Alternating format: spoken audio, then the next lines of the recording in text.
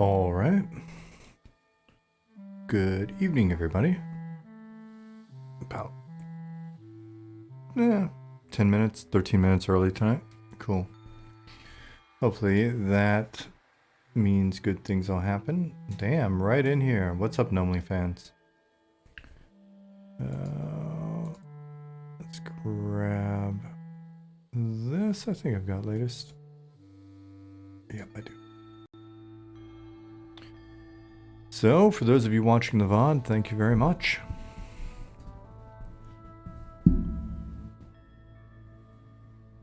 As of today, we've got 6,666 people in Discord. I think our YouTube's only got like 3,000 and change though. So if you don't mind, if you enjoy this, if you're from Discord and you haven't subscribed, hit subscribe. Interact with us on YouTube. As every person that makes content says, every little bit helps the algorithm.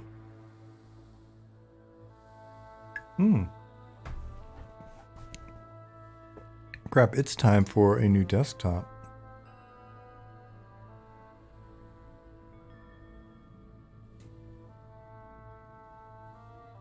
Yep, that's the one.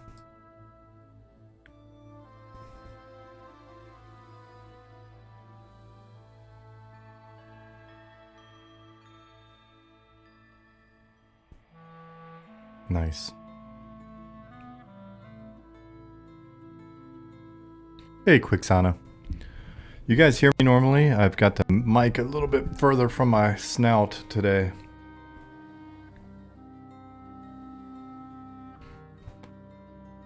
Sounds good? Alright, cool.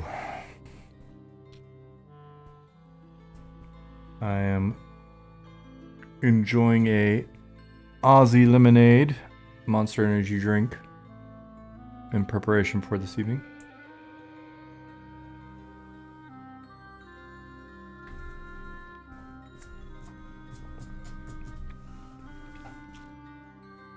Nope, it is not sugar-free.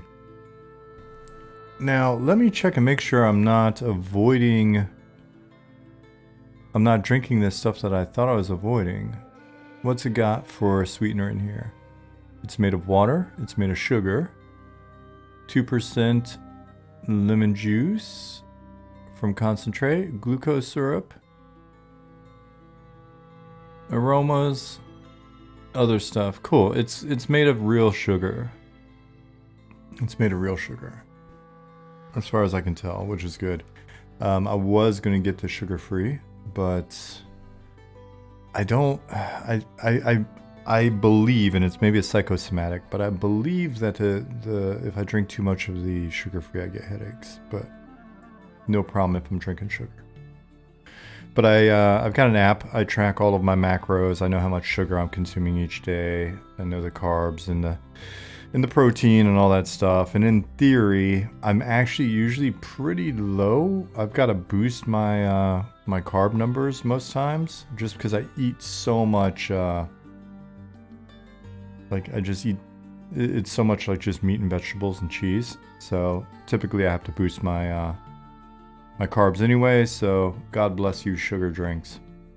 What's up, Forever Mash? Cornbread Plays Games. Hello. Lisava. MCP Live. Liz Biscuits. Zukin. Old Man Lewis. We don't have any... We haven't put out any info on the next play test, Cornbread. No, this is the lemonade one. It's not the mango one. Mango Loco. Can we trade metabolisms? Rediker, I've been, you know, I'll be honest, I feel like I've been pretty fortunate on that front and on the health front in general. I've always been kind of sporty in one way or another my whole life, so I think that's helped. Genetically, I think,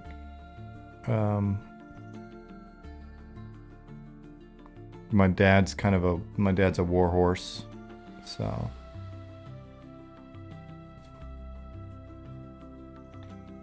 A few years ago, I got, when it was about 5 years ago when I was in Stockholm for my birthday, I splurged and spent about $3,000 out of pocket. It's back when I was working at Star Stable to get a full, like, executive audit where they check everything in detail and then give you a nice packet summary. You sit with the doctors afterwards. So they do extensive blood work, MRI of the brain, MRI of basically the entire abdomen. They do ultrasounds on the heart. They do ultrasounds on all major arteries and veins. They run like a active EKG setup for a while. Everything. Because I'm such a hypochondriac, if I hadn't done that for myself, I would have been like, oh, everything's breaking all the time. Like I was just I'm always a hypochondriac, despite being in pretty good health. And yeah, the blood work there was actually, that was a shocker. So,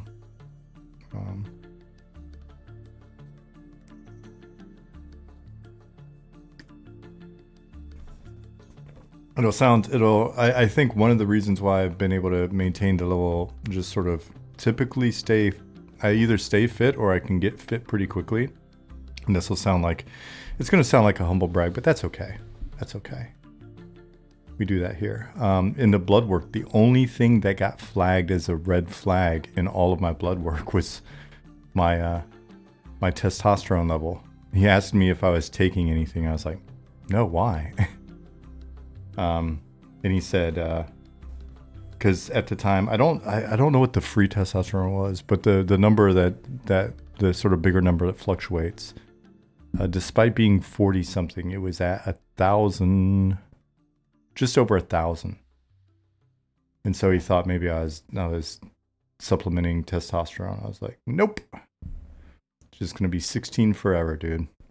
So that's the one thing that I want to check at the beginning of this year, is to make sure that those levels are staying good, so that when I'm done with all my surgeries, I can just start lifting. But I do think that that's probably the key to the metabolism, Rediker.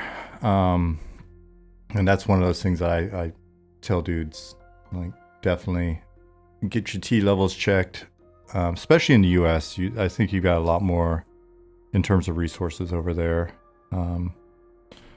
It's not, I don't think we don't have the same kind of thing here in Germany. But gotta stay healthy. I say that as I make weird sounds.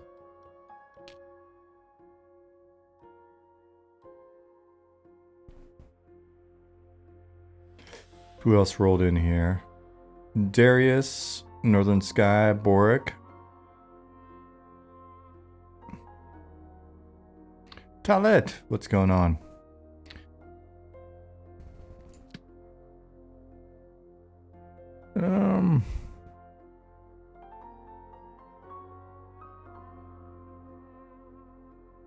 There we go. Fabrizio. Once you get insurance again, do that. Yeah, I honestly, I think it's really worthwhile. I mean, as much as it's mentioned on the internet and all that stuff, I don't know if I can say that it's like not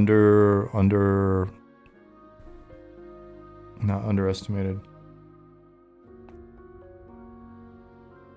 underemphasized, but I do think it's one of those things that's really healthy to get the blood work done and find out. Old Man Lewis says, I live in the TRT capital of the world. Where is that? Somewhere in Cali? Florida? Oh, that makes sense. Shit. Yeah, my family lives in Florida. My parents both live pretty close to the villages in Florida. Whenever I say Ocala, a lot of people are like, I don't know where that is, but if I say the villages, then people know all of a sudden. Hey, Code and Caffeine. No worries. You're working on your arcade cabinet project. Well, that sounds pretty damn exciting. That's pretty cool. Oof.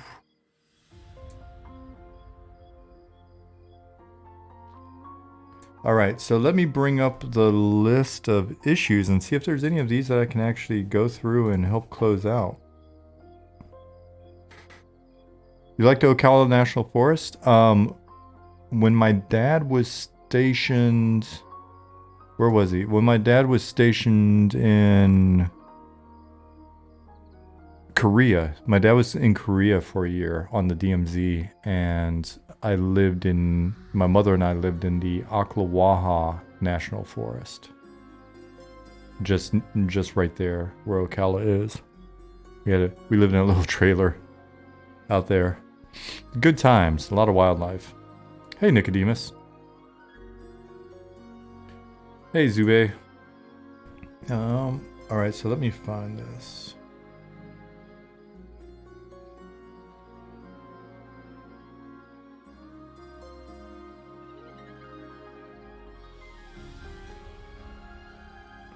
Saw your first black bear out there? Yeah, when I'd go hunting with my uncle and my grandfather.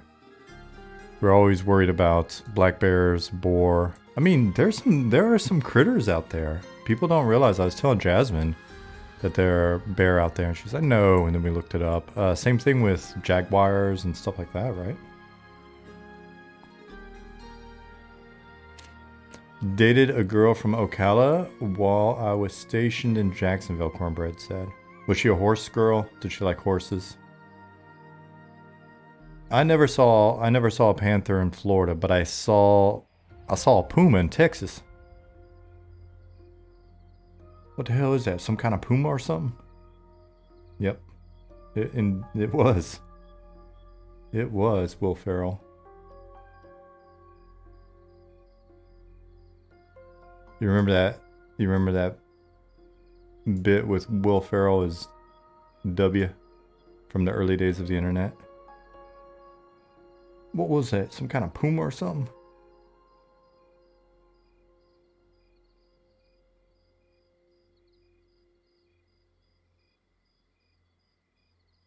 That sounded close to him? Nice. I usually don't do very good impressions. I wish I could do impressions. If I could do impressions, I would just sit around do impressions all day and entertain myself. W is your cousin? No, he isn't. You're lying. You're lying. Stop lying to me, Rediker. You love Norm Macdonald's Bob Dole? No, he's not. W ain't your cousin. By marriage. But if he is, you need to DM me and we can talk about some Skull and Bones Secret Society stuff offline. I'm not going to talk about it on stream.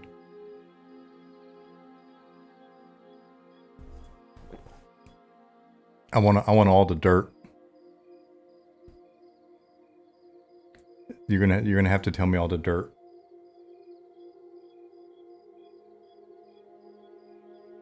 I want the dirt on the secret societies. Intellectual capacity as you've determined it through your interactions.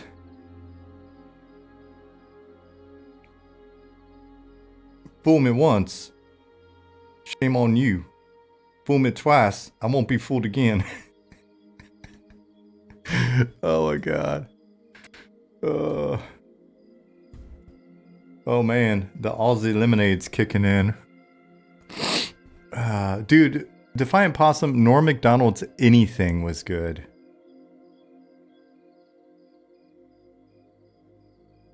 Never met him. I wasn't invited to the wedding. Something about Secret Service saying no. They checked your internet history. I think that's why I didn't get a job with a Google company. At some point, they're like, "All right, now everything was going great. Everything was going great. The entire interview process, months and months of interviews, everything's great. Aced all the hard interviews per my recruiter, and got in there. They put me in a nice ass hotel in King's Cross, London. Got in there, solid couple days. Really interesting project. We were a match made in heaven, the company and I. But I think at the end, they probably scanned.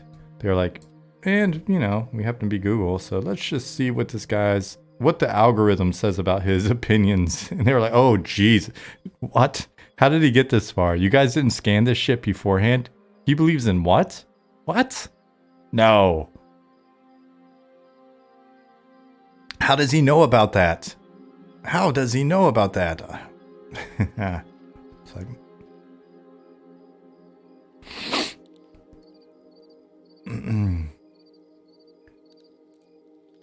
Did you... What? Old Man Lewis.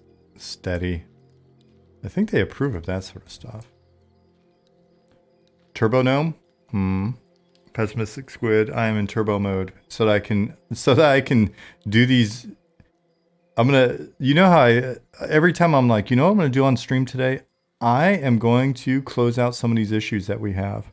So I've got the issues open on my other monitor. I'm looking for something I can investigate, maybe do a little test case, close out. You know I'm gonna get like 2 of these done, if I'm lucky, all night, and then be mocked by the team.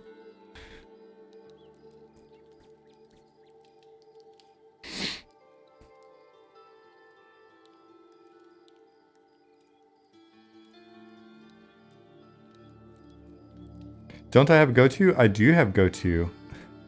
Go-to Taco Bell. I saw that Taco Bell's making some new meals.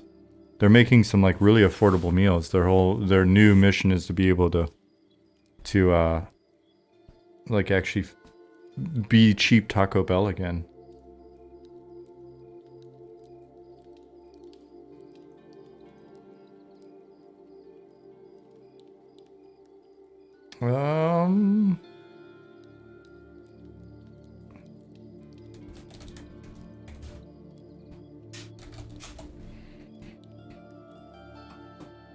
What is the word I'm looking for? Pineapple? Yeah, we've already hit the pineapple stage, Jasmine. Hey, Dargith.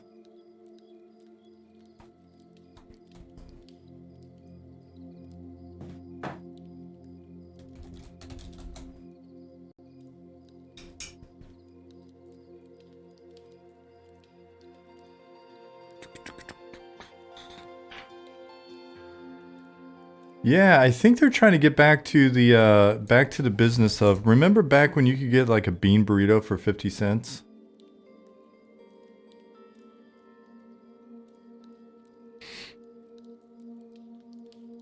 Liz said, well, I'm kind of always hungry, so I think you just do that so you have an excuse to be hangry.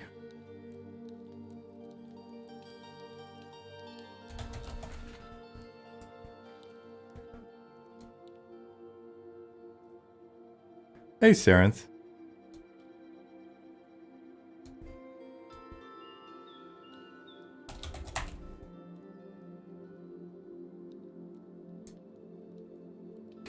You hadn't considered that, but if it fits, you'll wear it? All right. That's what I'm here for. I'm very knowledgeable. All right, maybe that was God telling me something.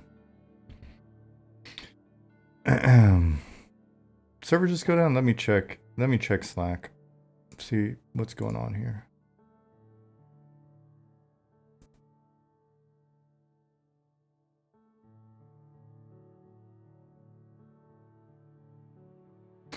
What's up, Justin Beard? How you doing, my friend?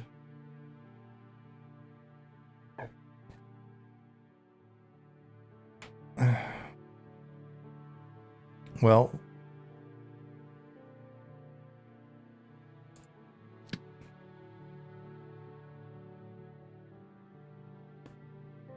when the dollar menus disappeared, so did my hope for the future at Taco Bell. Yeah, I'm really, because I don't eat fast food over here. I guess I do. I just eat different fast food. Like I'll hit the donor shop or something like that. Not that often.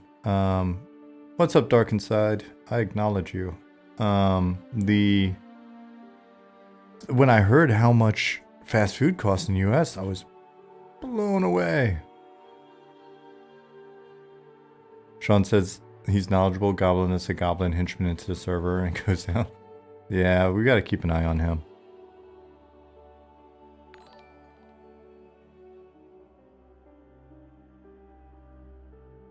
Oh, that's actually a tough one. The Kuanu? Is that how I pronounce it?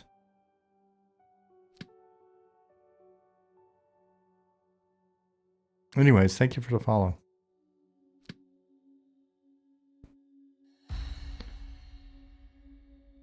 Whereabouts you from, Robot? I was born in Florida, traveled all over the place as a military dependent as a child, and then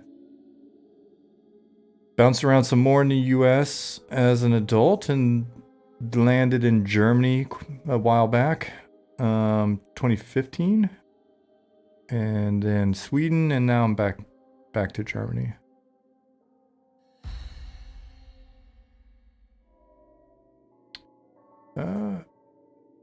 The Kuanu? Am I saying it right? Is it the Kuanu? Because I'm thinking that would be ruin you, but it's with a K, so the Kuanu? It's fine? That means it's not right. It's fine. That means I'm fucking your name up. That you're like, oh, bless your heart. That's clearly not what it is.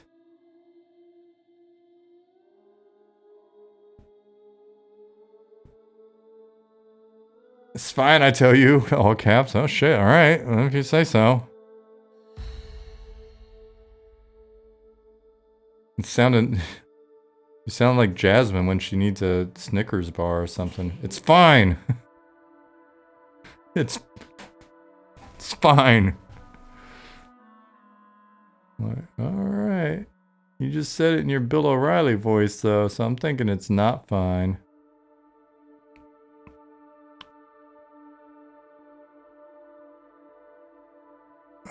So anyway, said the person whose name I am pronouncing the fine way said, been lurking for Monster's Memory for a while.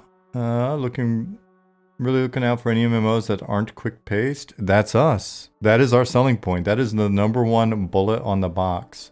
Not quick-paced. Going to do everything in our power to make it as not quick-paced as possible. Liz said, I haven't been to McDonald's in nearly 2 years now since I had my bowel surgery. Not cause of, just haven't. And knowing how much stuff costs now is scary. Poor Liz. You've had some work done on you.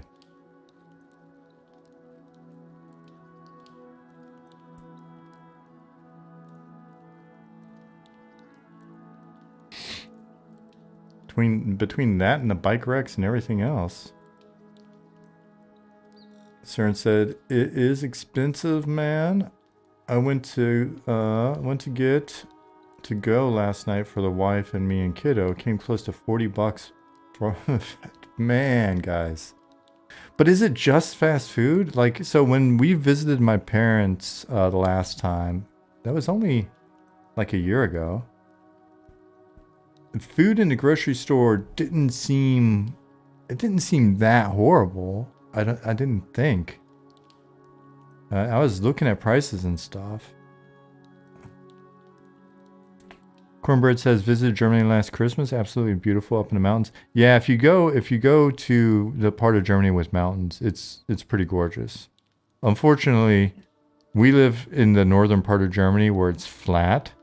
And then also all of the cool architecture that was here prior to the 40s.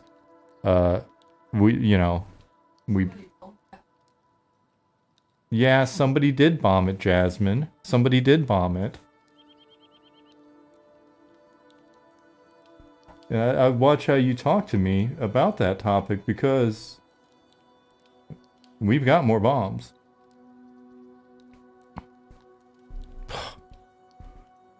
She needs to watch herself. We have people in chat. There's no telling what they're capable of.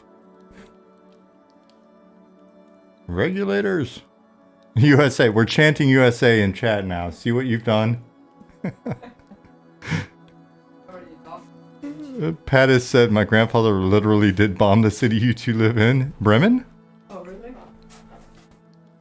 Or Hamburg? Bremen. Oh. Yeah, well, There we go. If he's got any of his old maps, if you got any of the old maps laying around with like a circle around them, we'll take a field trip.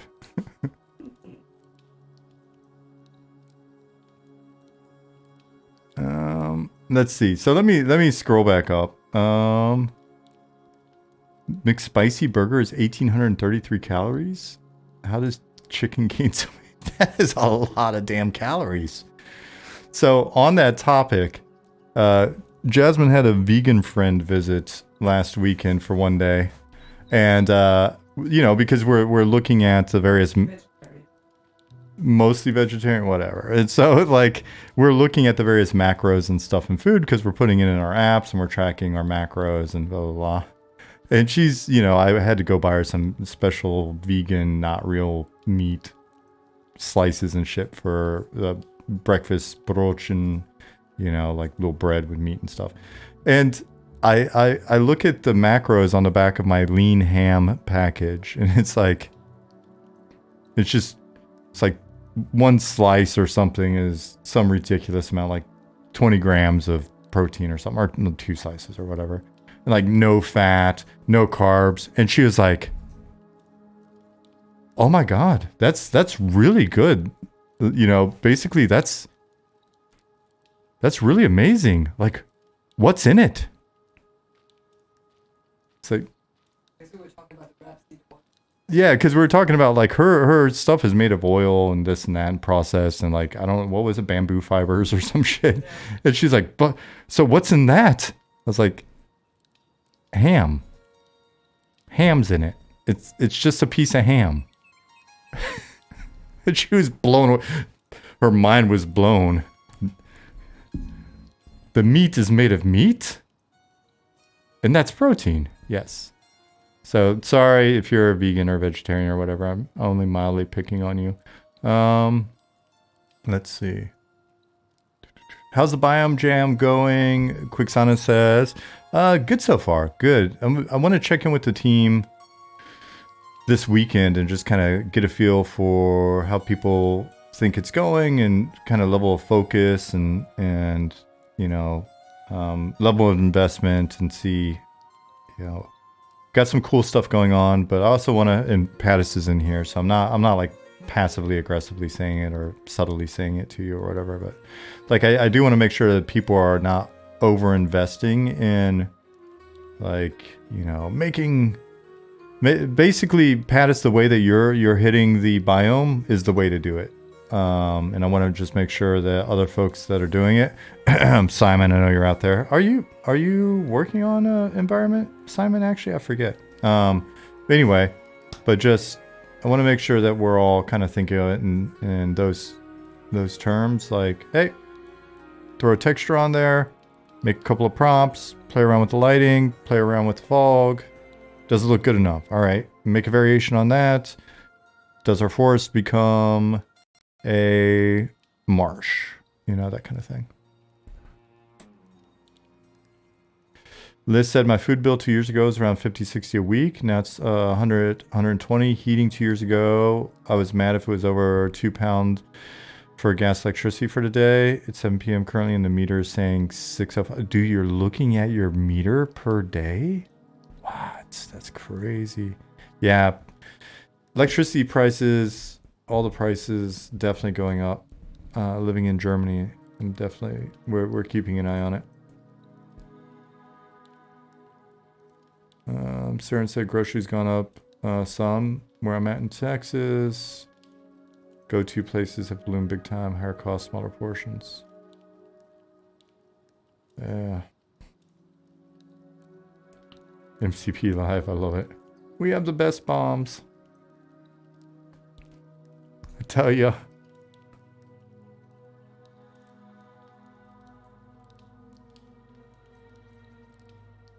All right. I'm mostly caught up. Sklar said, I've been watching for well over a year. This is the first time I've heard Jasmine's voice. Oh, she's talked a few times. Every once in a while, she's allowed to talk. Excuse me?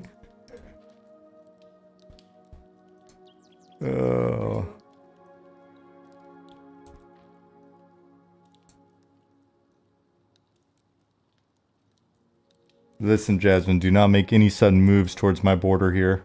I know how you guys are.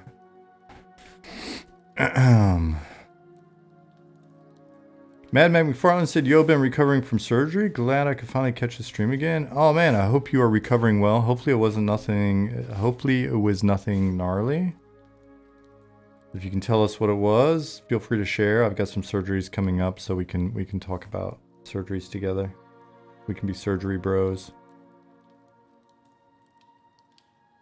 Liz says, I love to hear her talk, especially when she does some complex German long words. Oh, me too.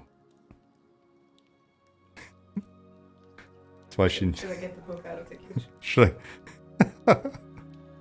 I? Yeah. Pineapple. This says, Sean, everyone was in... Oh, that's right. You're working on the jungle biome, Simon. I thought you were working on something, but I was spacing on what it was. I've been in there. I feel bad now. Yeah. OnlyFans, long German words to fund Eminem. ASMR. On the flip side, I'll only speak to... I'll speak in English. Germans seem to like that. Beautiful English words. Only the best words. I've heard from a lot of people I've got the best words in English. Screenshots of the lava biome look amazing. Yeah. I mean, it's great, and it's a splendid example of how you can just take a few elements and really convey some cool stuff. Meanwhile, I opened Discord to find it, and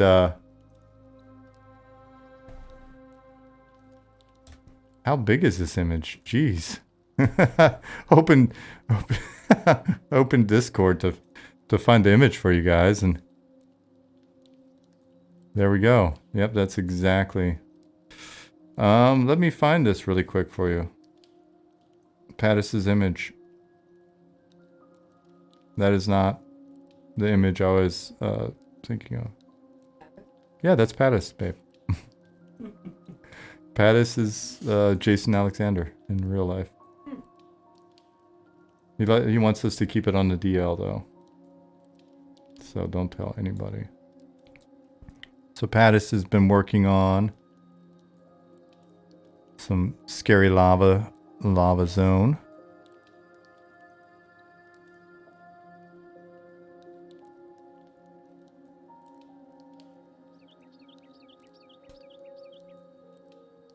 The gnome home? Well, nearby the gnomes. The gnomes live in a volcano.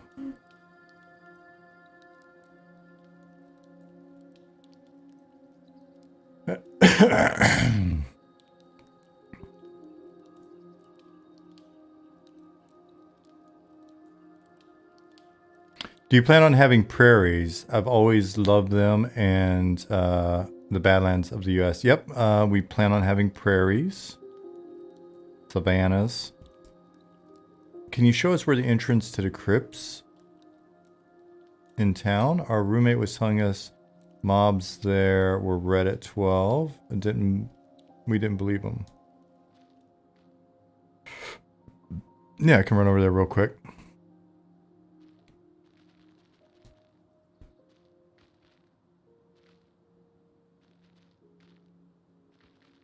I'm assuming you're meaning this area.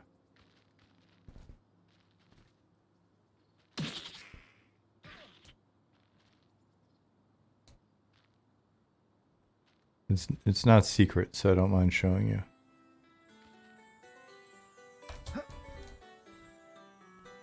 Because there's a little hole in the fence. This area?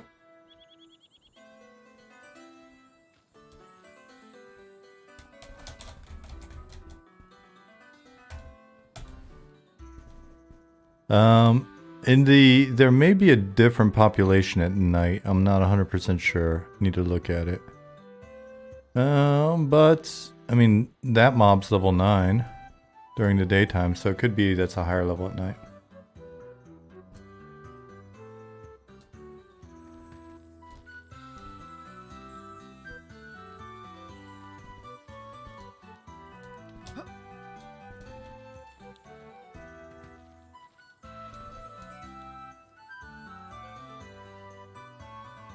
Yeah, they're definitely undead there at night, but I don't know their level. Over time, you will not be or you should not be surprised to find that this crypt area expands and goes into a different little dungeon and stuff later on. The K says, "Oh, that's cool. Do you make everything in Blender? How's your character animation department?" Let me double check the audio levels here. Oh, they're good. Just a little loud in my ear.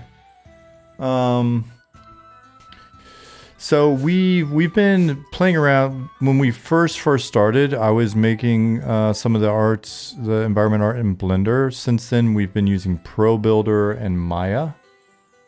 And maybe some other art packages. I think, Pattis, you use Maya for cleanup and other work, etc. What does Bilth use for props and stuff?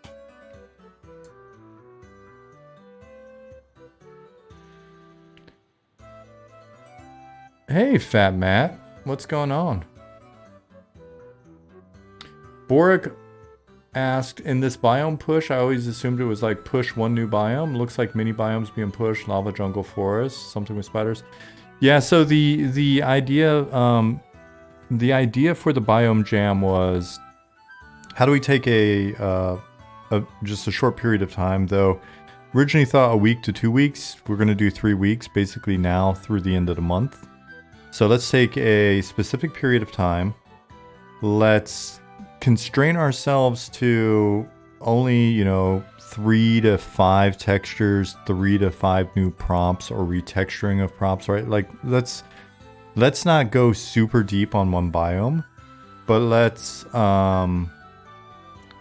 go as broad as we can, using as few new assets as possible to see if we can convey, right? So that idea was like, if we look at this picture, all right, correct me if I'm wrong, Pattis, but we've got a new texture. Actually, I don't know if it's a full texture, if you just put like an emissive on the lava back there. But I thought were you working on like a lava texture before? But anyway, we've got the mountains are a new asset. Those the ones that Simon made. So we've got one asset that we're reusing. We've got a terrain that we're reusing with a different texture. New tree props with different texture, and something going on here. Different fog. Different sort of, fog and lighting.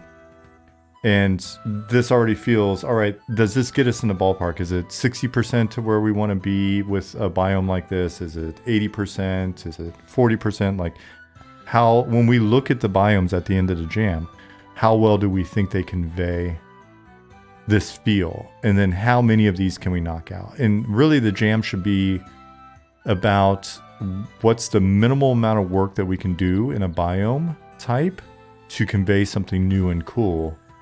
How many of those can we do? So Pattis says there are 2 new terrain textures in there. 3 burnt trees with 2 variations, branches or no branches. The 6 branches are also used as shrubs.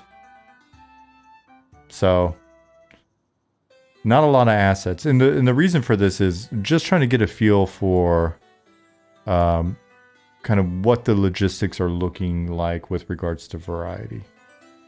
Hey Sparrow, did I already say I thought it, but I don't think I said it out loud. Hey Sparrow, what's going on? Right? So and if we do this quickly, essentially what that allows us to do is really quickly learn kind of how much effort it's going to take to make a variety of cool new zones as we go, and that will help us understand our longer term plan in terms of like overall effort to get the rest of the world built out over time. Pattis said he wants to add steam, smoke, clouds and some embers floating around. And then my question will be, are any of those assets reusable in another biome, or is all of that here? And then ultimately, how long does that take? And yeah, so as we work, we'll basically be continuing to understand our metrics, like how long it takes us to do X, right? So to the previous question, Kazukin had asked as well as both of Maya dude. Harrison answered that. So Monty and Pattis use Maya, Bilth, Zukin, and Simon are Blender. And me. I am now an official Blender user as well, as of the zone that I made, which has been redone. But hey, I made a zone.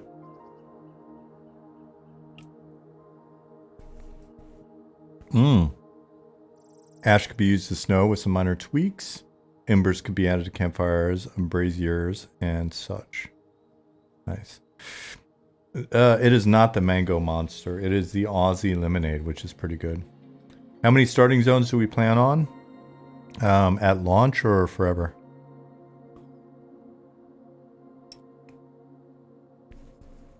Forever, ever? Forever, ever, ever? Nicodemus said, logistics research for sure, capacity and level of effort. Yep. Or at least along one axis. At launch, Grumpy, don't know what to say yet. We don't know what to promise you yet for launch. It's all part of what we're learning.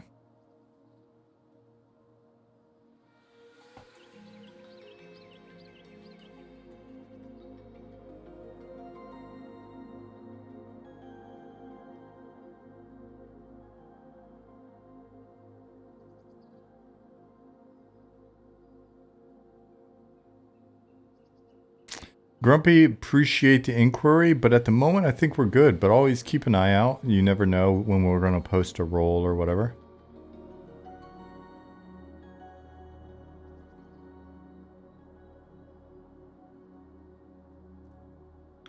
How many zones are you focusing on in a biome jam?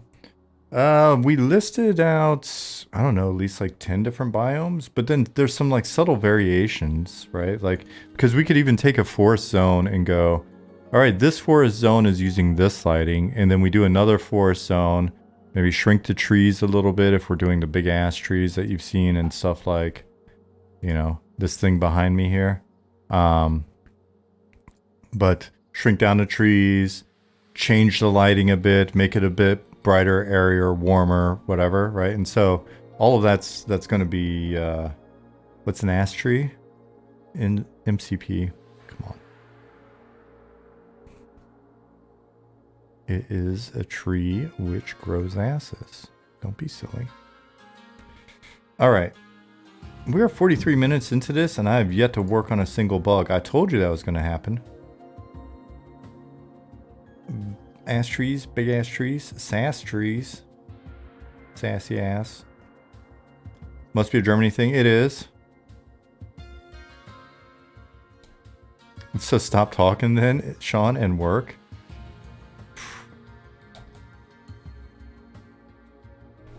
Are they live oaks? I know oak trees are shaped differently. Big old Florida oak. They're good for climbing when you're a kid. Do I have sass ass today? Well, I do have the Aussie lemonade, so.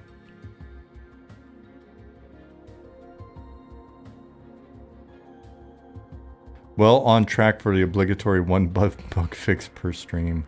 I'm not even fixing bugs. I'm just looking to see if the bugs are fixed.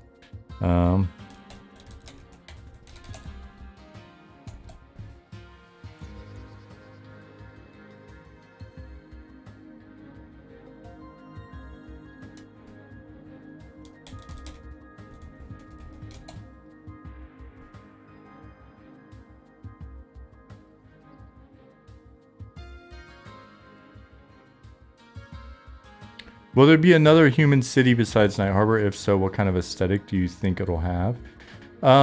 We've referenced one on the opposite coast called Easthym. E-A-S-T-H-Y-M-N.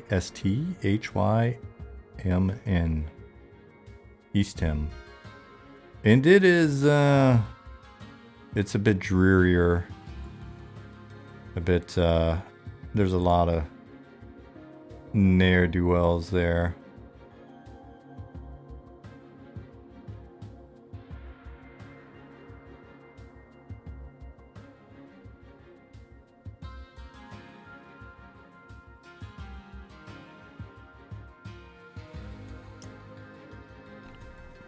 And then between the two, in the center of the continent, is a place called Terralon.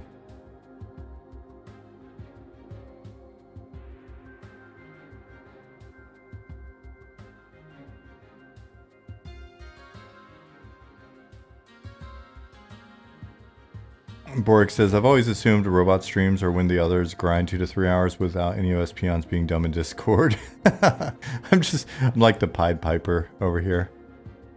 I just summon you over and they don't have to watch Discord for a while and they can get stuff done.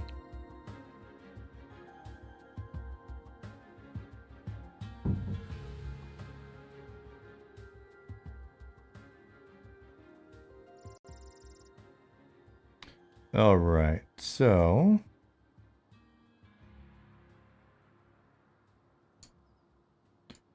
open in new tab.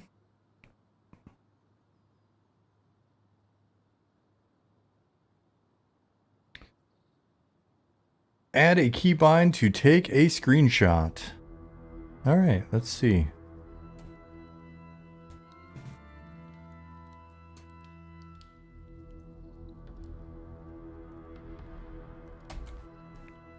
It says screenshot captured down here. You can't see it because I think my big ass is in the way.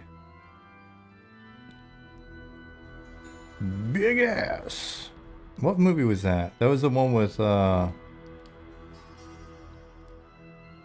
what's his face?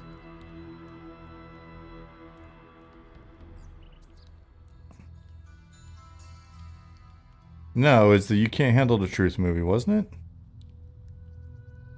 No. Al Pacino. It was Al Pacino. Darius knows what's up.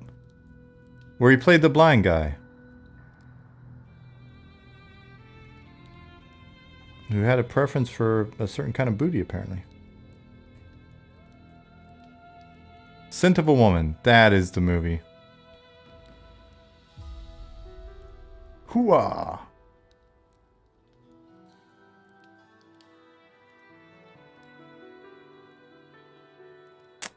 Did anyone else think it was weird in EQ that you could take part in the murder of your patron deity and suffer 0 consequences?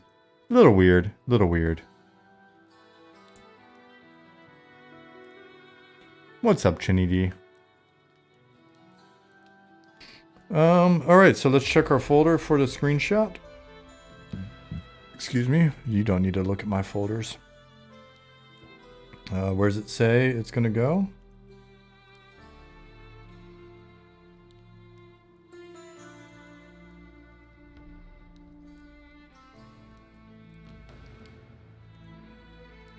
Oh, unless you're a wood elf, half elf. That's right. You did take a hit there, didn't you?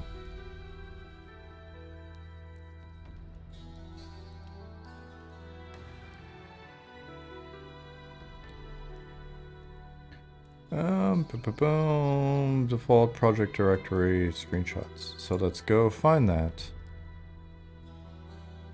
I don't know why I always forget where my project directory is.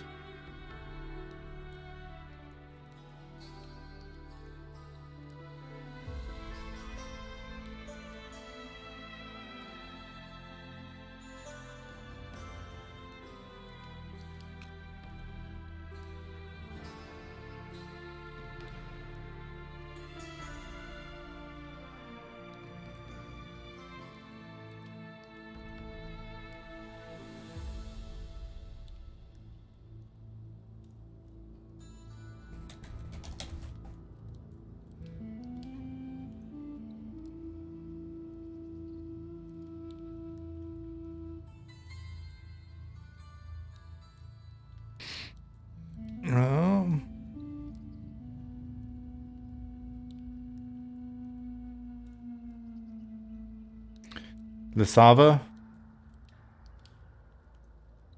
I'm not going to say anything, actually. I'm not going to say it. I'm not going to say it. Can't even get close to joking about that.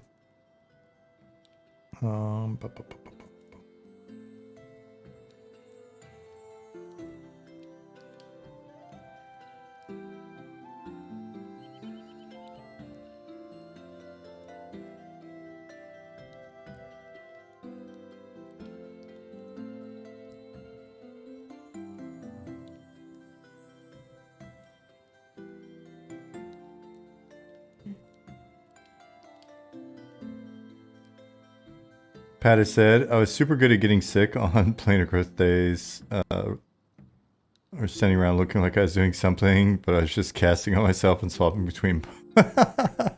do. No, I'm totally raiding, guys. I'm raiding. It's like before DPS meters. Before you could be busted.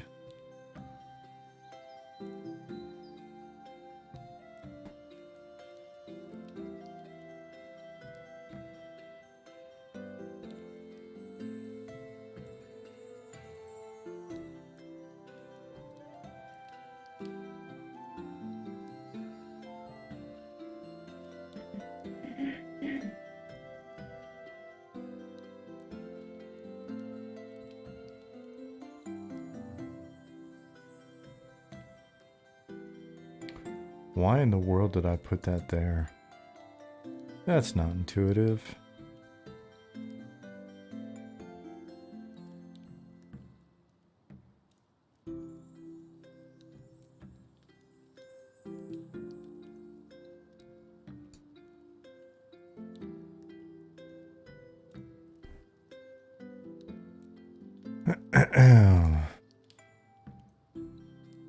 Yeah, I bet it is harder to fake the funk these days.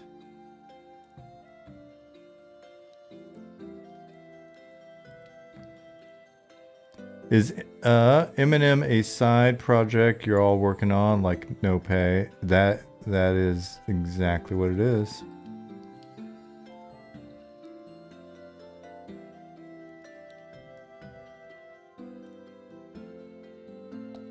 That is correct, Idris.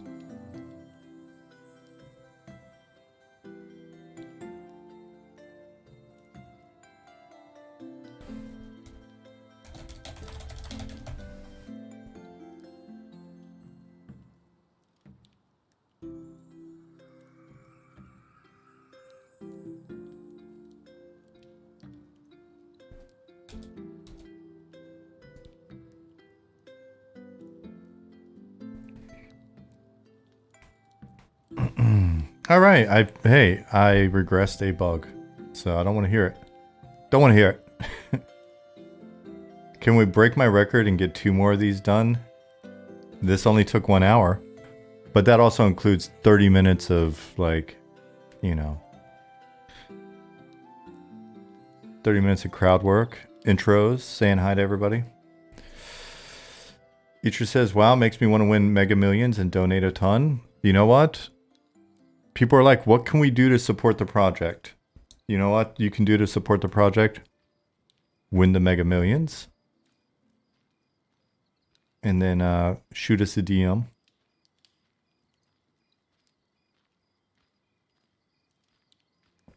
Just think.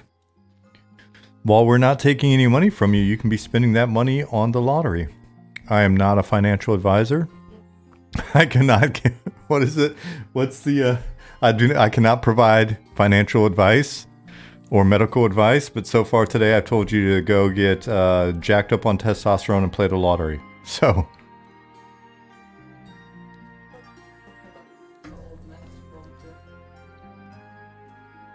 I don't know how I'd be in violation of anything when it comes to looking up old maps of bombing Germany.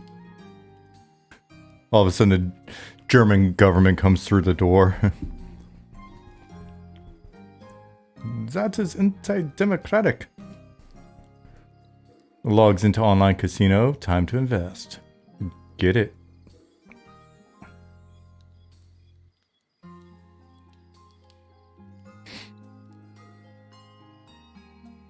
Is this the Joe Rogan podcast? If it was, the funding problem would not be a problem.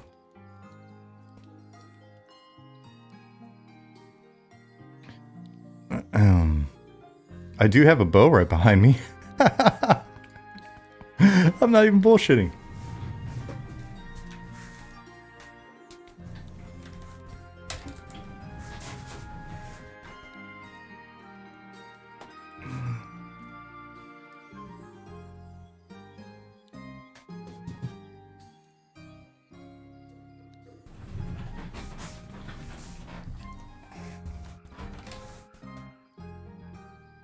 Now all I need to do is shoot at a future truck. Who told you? Yeah, he shoots it at a specific future truck. I just get in my window and launch one down from the second story on random future trucks that go by. Yeah, Archer is the least developed class. Just you wait.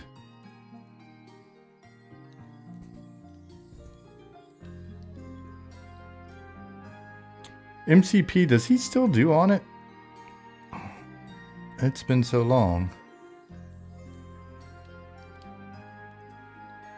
Alright, so we got that one down. Let's find another one. Let's find some low-hanging fruit. See if we can get a couple more knocked out. Can we have one of those bows that shoots multiple arrows like Robin Hood, Men in Tights? Justin Beard, have you ever heard of... I think his name's Jorg Sprog? Just next time, I mean, you can do it now, but next time you're looking for something silly on YouTube, look for Jorg, Jorge, and then Slingshot, the Slingshot channel. And he's a German guy. He's hilarious. And he comes up with all kinds of crazy, like, bows. Yeah, he made the instant Legolas. He's got the repeating crossbows. He's just got all kinds of wacky stuff that he's made, but usually involving launching projectiles. And he's got this great laugh, and he's like, ho, ho, ho, ho, let me show you its features. And it's fantastic. Somebody here, years ago, turned me on to him, and I was like, they're like, you're in Germany? Do you know this guy?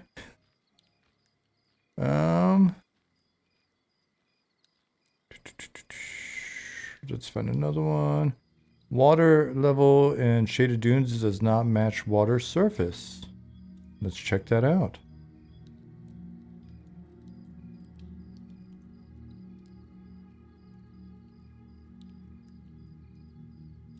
Let me show you its features. Oh, he's great. Boop. Zone shaded dunes.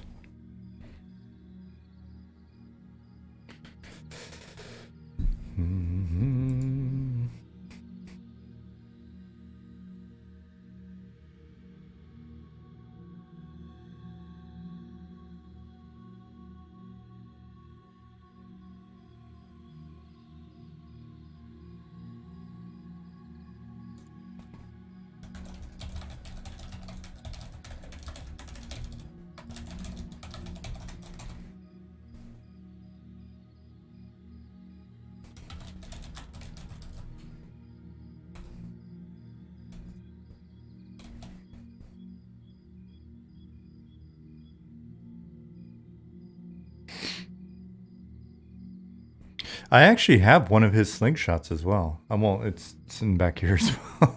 my random arsenal room. Like the Punisher of weapons that are allowed in Germany. This Legolas bow is crazy. What a guy. He is a champ. All right, so let's see. I see where that is. Let me take a look. Okay, I'm a gnome, so that should definitely work. All right. Let me set the time though. Time set 6 a.m. Excuse me.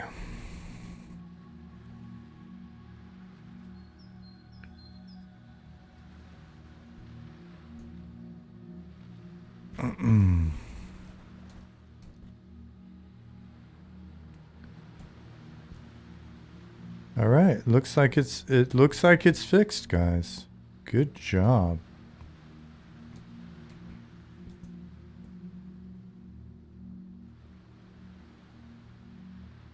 Oh man, this used to be my spot when I was a kid. When I was hanging out at Lake, there was my parents both went to Lake Weir High School in Florida. And so then whenever we lived in Florida, we'd go to Lake Weir. And I remember there's like this little building built on stilts over the edge of the water. And they'd be playing like, you know, it's the 80s. So they're playing 80s music. That was appropriate. And they had like a little couple video game machines in there and music blaring. And you could sit in a nice, warm, bacteria-filled Florida water underneath the building or underneath the dock. And it'd be like this. Like abra, abra, cadabra. I'm just hang out there all day.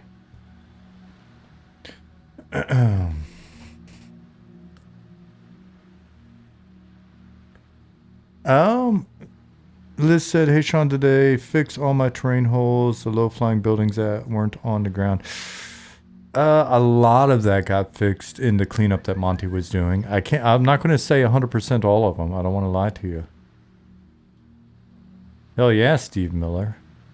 Exactly, Nicodemus.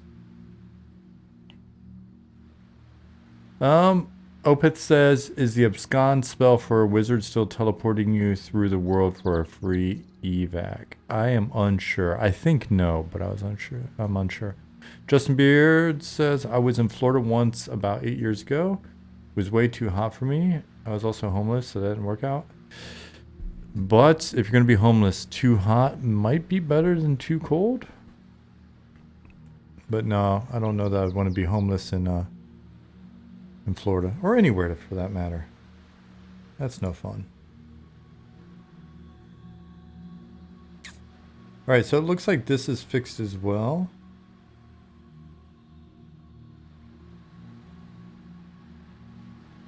So we can go here, change this, put fixed. If I'm doing this wrong, people that actually do work on the team will be like, "Sean, you're doing it wrong." Hey, what's up, John?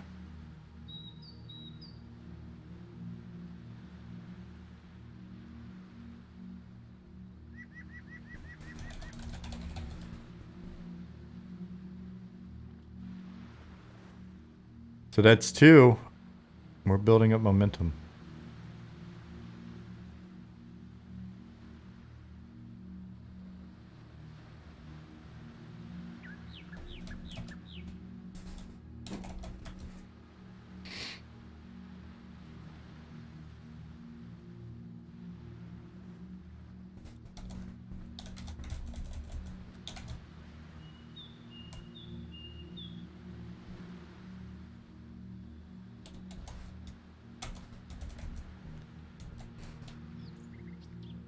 Hey, Fielder.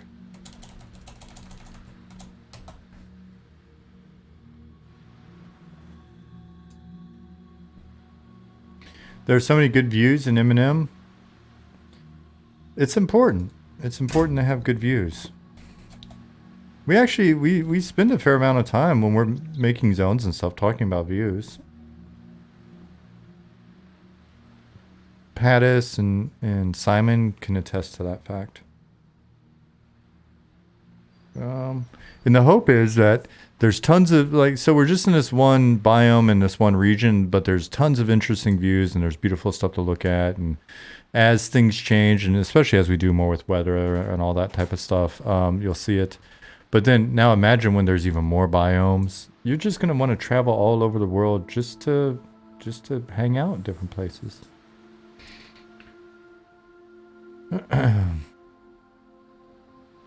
I believe I heard Pattis explaining that you want I'll read it the way you wrote it. That they want you to have at least one significant landmark in sight at most all times. Yes. Malou 8, there is not a planned playtest at the moment, but we will be doing more. Sparrow said, when I grow up, I want to be a game decorator. Yep. Get yourself a degree in dungeon decoration.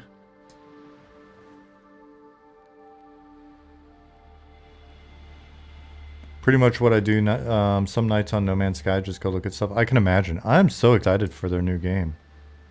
That looks fantastic. Do these skulls spark joy? Who is it? Who is it that says that? It makes me think one of Jasmine's people that she's followed on Instagram. What's one of the like minimalist interior design? What's her name?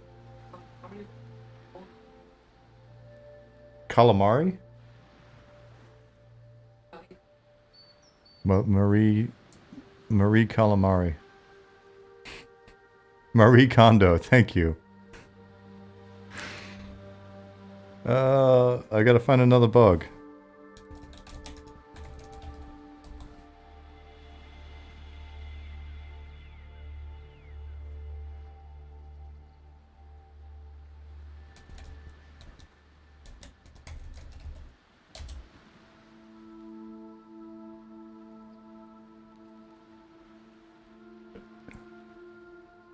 Plenty of feng shui people like that. If it doesn't bring you joy, chuck it.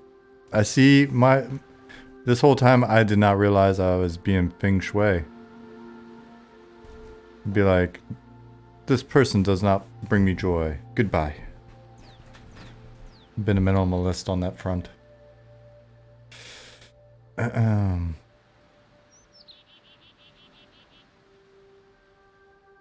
Schmidrini says, you guys have really crafted a world you want to live in. Appreciate that. That's actually a big compliment. That's a big part of our mission. Make something that really feels like a nice place.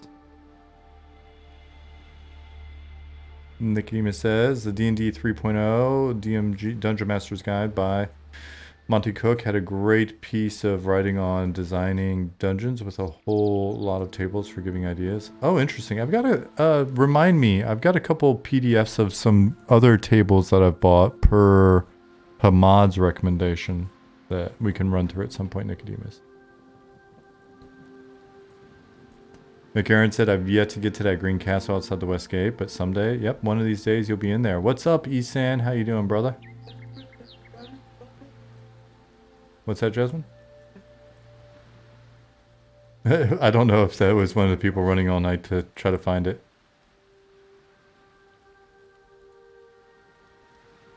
Will there be Frozen North with Viking people in the game? They won't necessarily be Viking people, but there will be some sojourners that live up with the ogres in the frozen tundra. Justin Beard said, yes, and they will listen to heavy metal. There you go.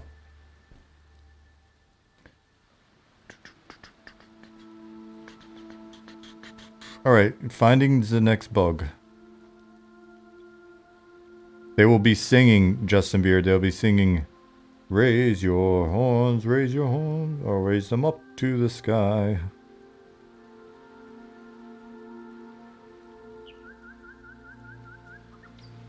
We will go where the... I forget that part.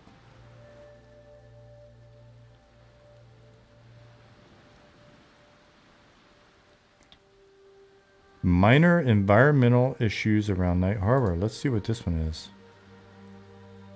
I have seen the phenomenon of dwarf metal. Liz, I have.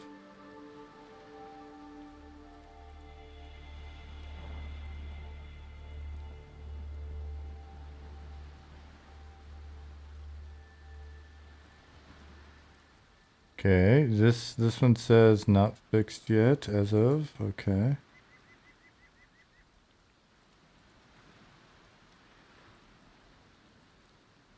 Liz, I told you, did I not, were you here when so when I was sick a couple weeks ago, I was like, I was super sick, and I finally, for me, I always know when I'm done being sick, because I'll have one night where I just get like the super fever dreams, and I just sweat through everything, and I know it's about, I'm pretty much done. I had that dream where that morning, my dream was that all of us, me and you, hundreds of us, were running around the game as dwarves. And we had everywhere that we would jump and do the barrel roll, everywhere we'd do the dwarven flip, that would create a nav mesh. And our job, like we were being pressed really hard to build a new nav mesh for the whole game so that everybody could play in a play test. And so we were running around jumping everywhere and making nav meshes. But I was panicked because I was like, how is Pattis going to merge all these nav meshes together? This seems like an impossible problem. And I woke up and I just kept thinking diggy diggy hole. And then I forced myself to go back to sleep so that I could keep working on the nav mesh. And I went back to sleep and I continued to dream that we were all dwarves doing flips everywhere.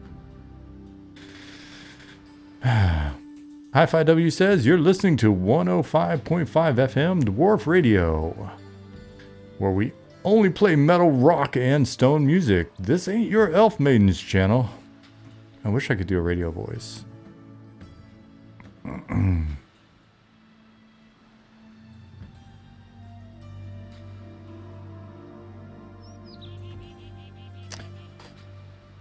Nicodemus said, you could have been a DJ. I wish somebody would have told me that when I was younger. I spent the first 40 years of my life hating my voice to the point where that's not true. I still never shut up. There was a question about Were-Rat Camp from Cornbread. Underneath it, speaking of the castle, underneath it is a smuggler Were-Rat Camp. Do you guys change the mesh at different times or spawn entirely different NPCs? So in this case, what we're doing is we've got a day-night cycle on each of our spawners.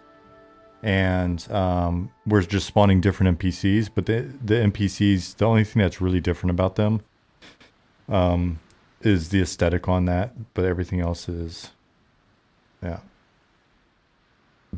Oh, Justin Beard, thank you for the reminder. I've got a note right here, actually. I was listening to Monomarth one day, and I did think of a new god, and I've yet to write that new god idea down. But Nicodemus, I had an idea for a god of mercenaries.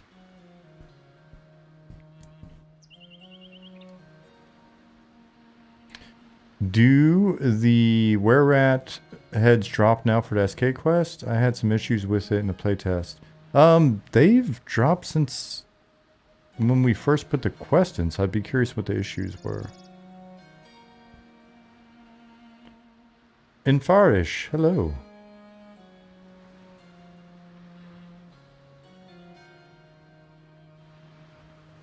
Justin? One of the chain smokers dude is from where you're at in Maine? That's interesting.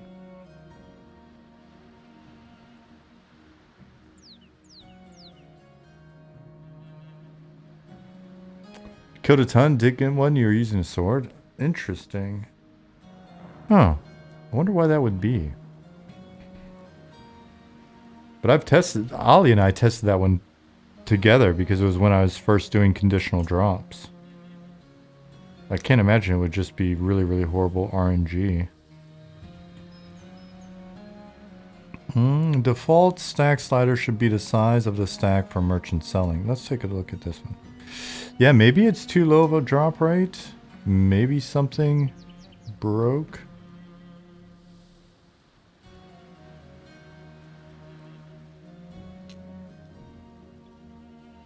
Alright, so let's check this out.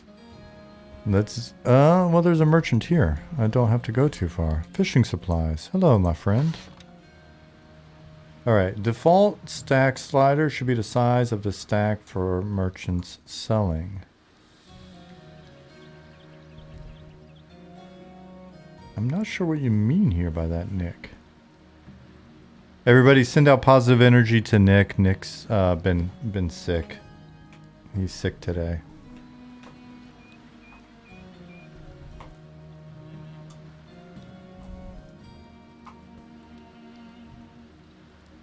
Default stack slider should be the size of the stack for merchant selling.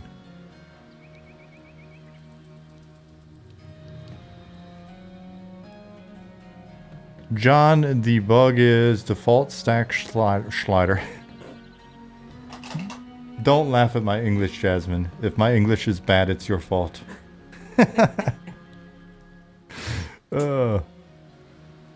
Yeah, so I would think that it would be that it means it defaults to the full stack. If you have 20 wood and you go sell it, it would default to 10, not the full stack. But it says of the stack for merchant selling. This is the merchant selling, as opposed to me selling to merchant. You know what? Let me make a stack of something and see what happens. Grubs. I'm gonna make grubs.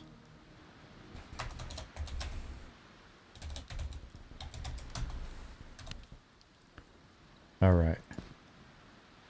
Wait, I'm giving him. That's not how our game works. I was gonna give him the 20. Not, you know, it. Dude, do I even know what game this is? Like, I'm just clicking random shit. I was like, I can't even blame me playing Embers Adrift because their merchant doesn't work that way either. All right, so he does not want my grubs. Oh, is he actually gonna? I don't know if he's gonna want anything from me. You know who may want my grubs? Let's zone.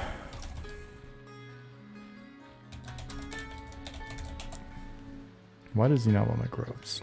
That seems like a bug too. I'm gonna fix that right now.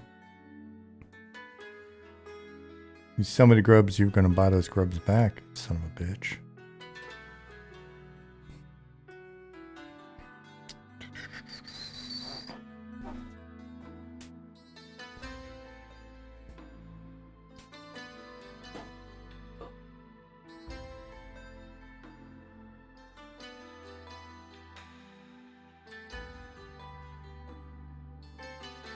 There's probably like a good reason for it. So I'm probably creating a bug.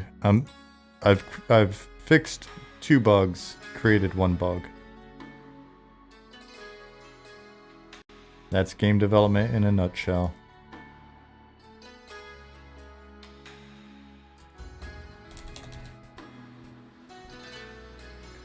Grub, grub, grub. So it's got fishing as a tag, yes. Okay, so why was that guy not... You know what they say, 2 bugs forward, 1 bug back? Yep, it's true. That's game development. Let me find the fisherman. NPC.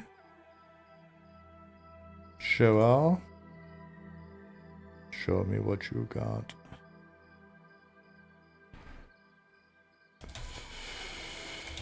Fisher.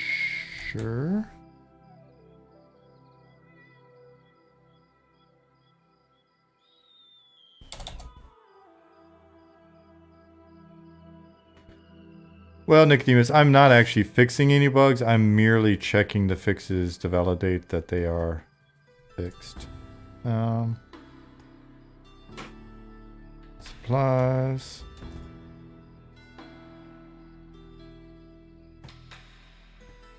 And then we'll check merchant. Cool. Merchant buy. Cool. NPC spawn group.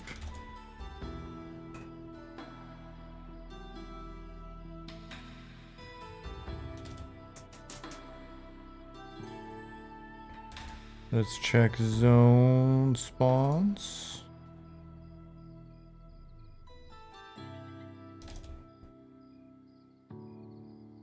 Shaded dunes. Yeah, and he was not he's not being cooperative? Interesting. Alright, so let's go back to the beginning here.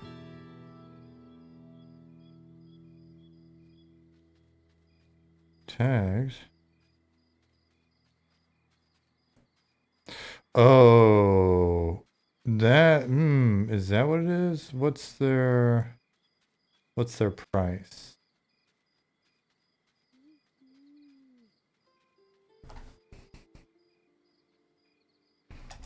Make this 0.1 here. Yeah.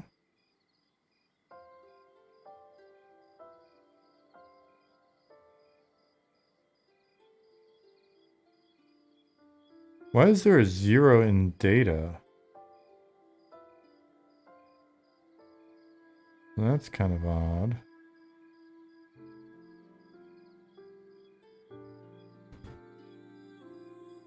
Let me check their value.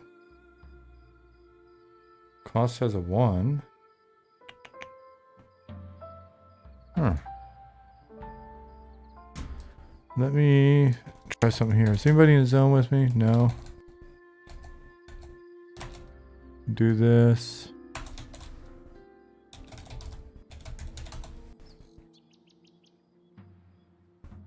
A feisty fishwife. I forgot I put a feisty fishwife in the game.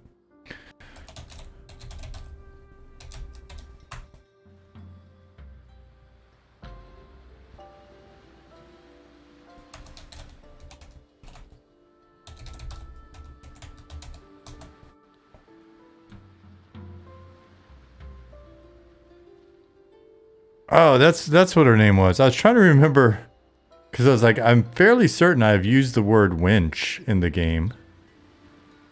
I think I was talking to Brandon earlier.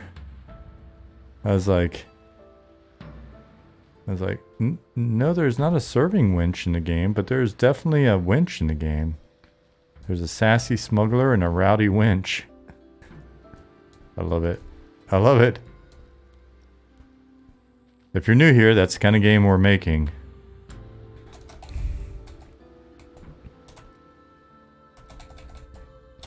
Any objections? Nicodemus is getting coffee. Delicious, delicious coffee.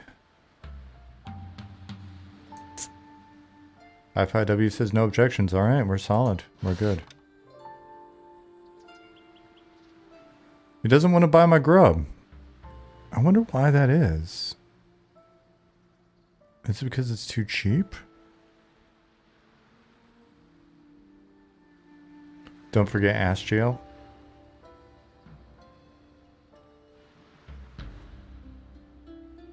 We still gotta send people there.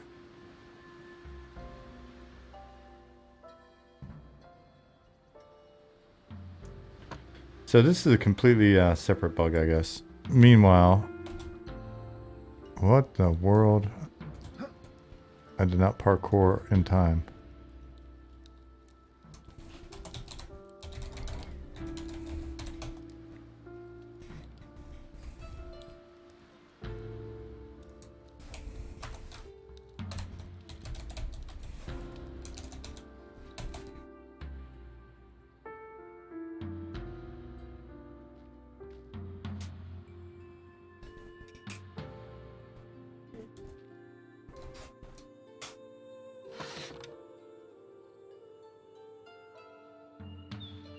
Patches there reminds me you need to add a /pet mud command.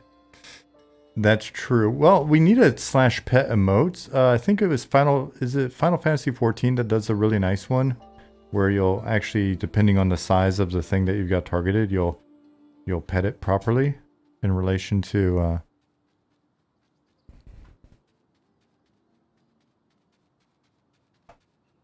I think it might just be a cost thing. All right, so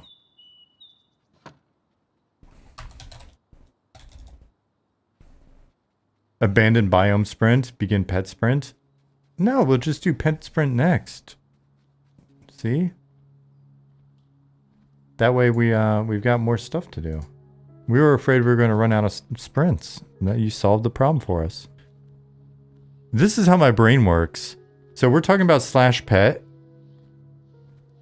Unlock? No, it's unlocked here.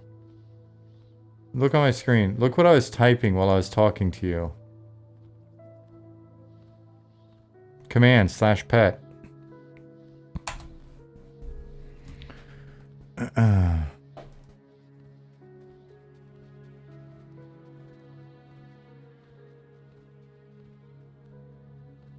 Is it Silent Hill level foggy outside? I don't know. If you hear something scraping on the ground, run away from the apartment. Don't bring that here.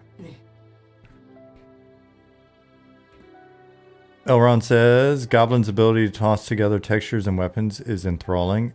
Goblin is an enthralling creature.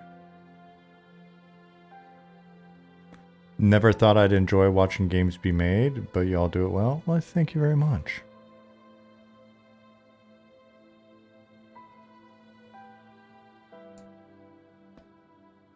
Glad that we could scratch that particular itch for you that you didn't even know you had. So let me actually make some shit that I can sell to this guy. SI torch 20? Yeah. Oh, they don't stack. Let's see. What is something that I can sell that's stackable? If only I knew anything about this game. Rat tooth. Thank you.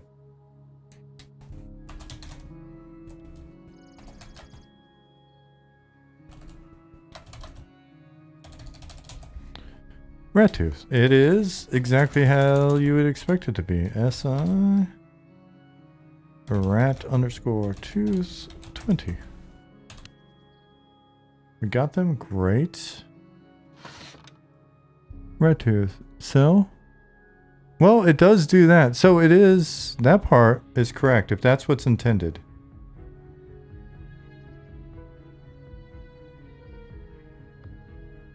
Dargeth.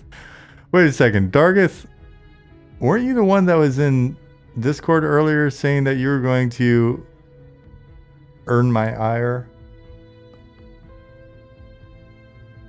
Attract the eye of Sauron? That was you, wasn't it? It was you. You were like, oh, I bet you Sean's gonna ban me any moment now.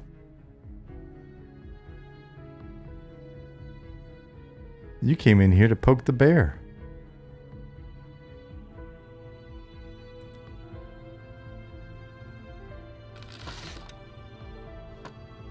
Poking the bear. This is when the guards in your stealth mesh and hit you with the spotlight and you got a bolt. It's like the exclamation mark over my head. The sound. What was the, how does the sound go again? Oh. Here, let's find it.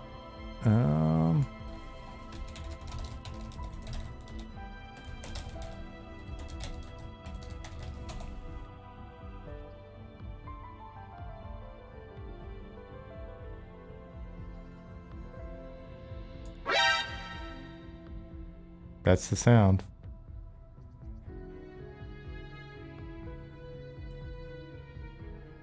Must have been the wind, yeah.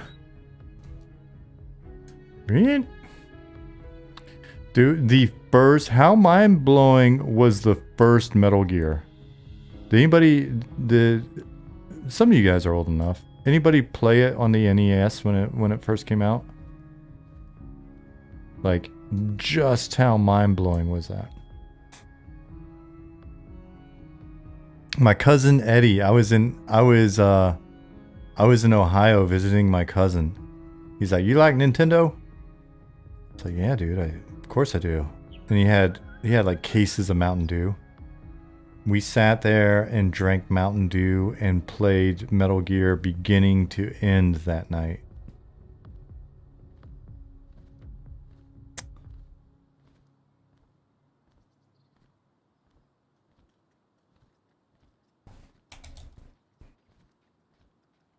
And I think the original, the gold box Zelda, like the gold cartridge Zelda, was the first game that I sat down and played beginning to end in a weekend. And my parents were like, "Whoa."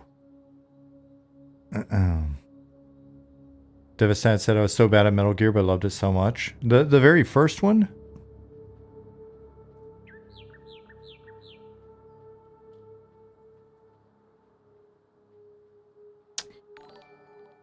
Opeth said, did the same with co-op River City Ransom with my brother and cousin.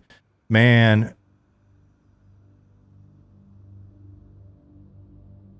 Playing the NES with homies was so good.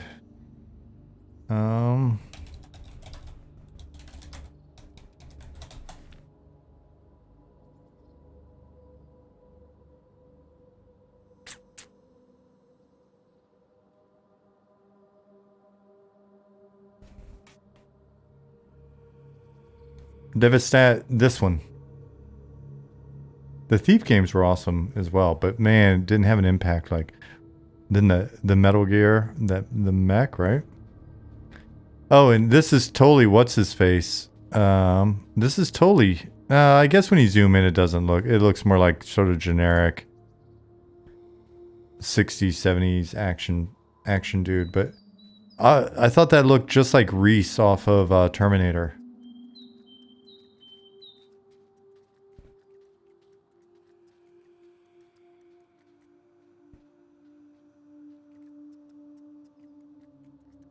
You were terrible about that one? When I finally finished it, I was in disbelief finally getting through it. Yeah, it was, well, I mean, there's definitely some tension. I forget, was that one of the ones where you had to, like, actually put in the code to continue? Like, if you died, you'd actually have to put in the... So we had to write down the code as we were going? Oh, that was intense, right? You don't want to mess that up.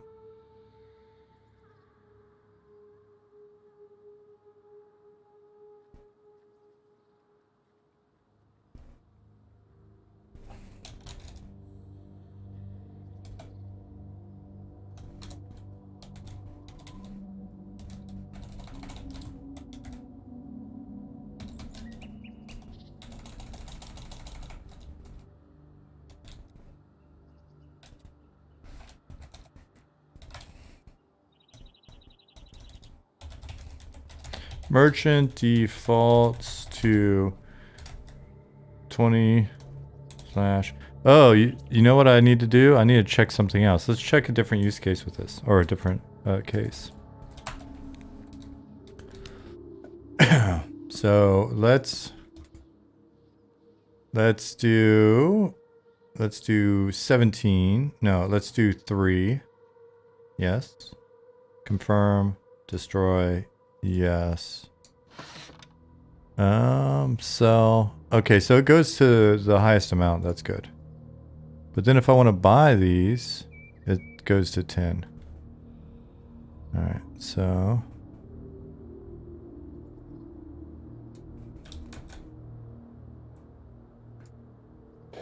The merchant defaults to full stack when you sell to him, but doesn't when you're purchasing.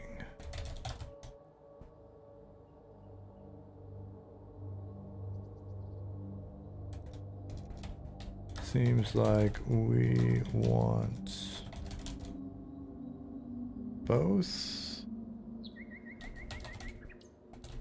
Or am I reading this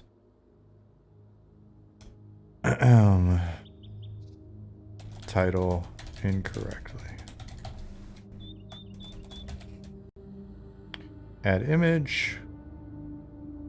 Comment.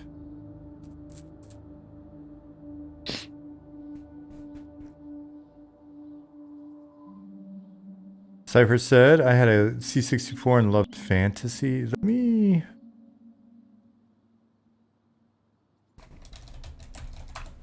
Fantasy... Oh man, I love the cover of this box so much. Can't remember if I played it or not. I think I wanted it and never had it.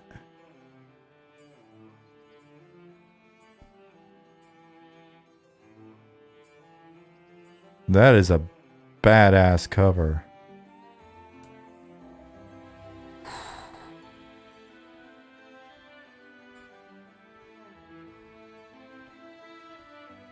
Eine abenteuerliche Odyssey.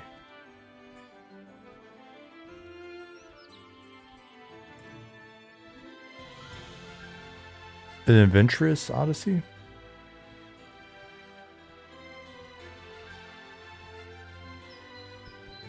Atari SC. Oh, I'm gonna look this up in my book.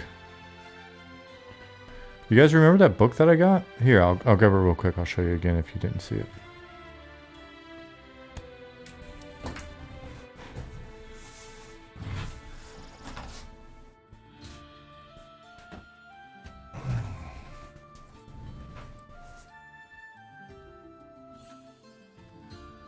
Yeah, you gotta watch out. It's so easy for me to hit the camera. I've got such a janky ass streaming setup, you guys wouldn't believe it. Or you probably would believe it. So the CRPG book.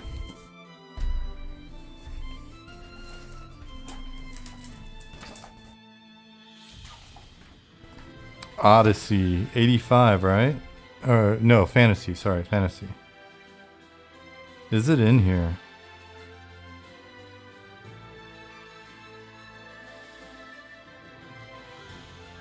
See, prophecy. I don't see it listed in here. Oh no, I do see it. It's right here, actually. Page 82.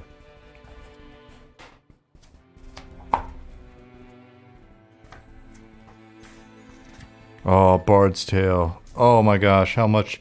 I loved you so much, Bard's Tale. 82 fantasy. We got the section right here. Great book. Buy it from the publisher though. It's a bit cheaper. Yeah, and they have a really... They send you... It comes in a really nice box and stuff as well. All right, I'm gonna definitely read up on this. Oh man, I love these maps so much. Those top-down RPG maps, the old Ultima maps.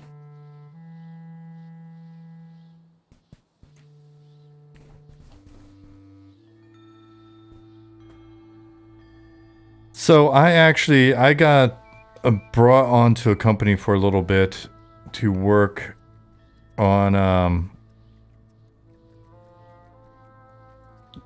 like a MMO light for them, and to pitch some ideas to a big company that had a big IP, big fantasy IP that we all know. And I really wanted to take it all the way back to that like Ultima style.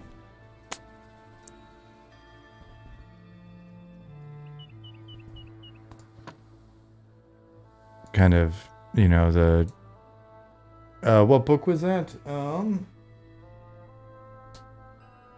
It is the CRPG book. Go to Bitmap Books and get it there.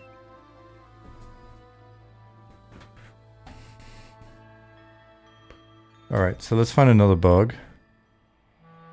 Oh, well, I guess we did find another bug. That's a bug.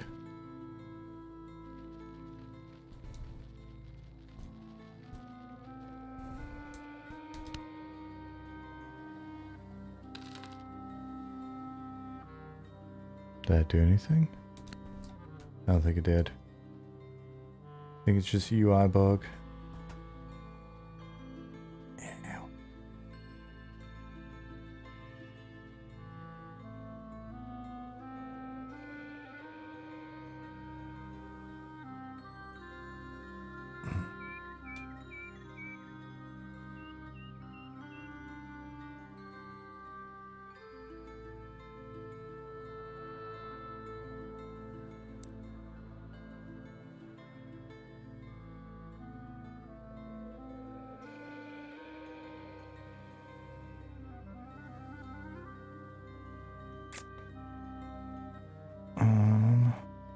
Let me check one thing real quick.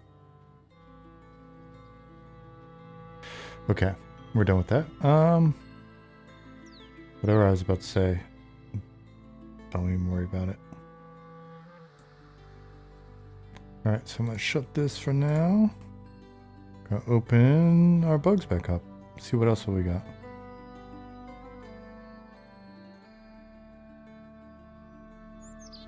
Nav mesh does not include a drop in Worm's Bayonet secret path up from the pit.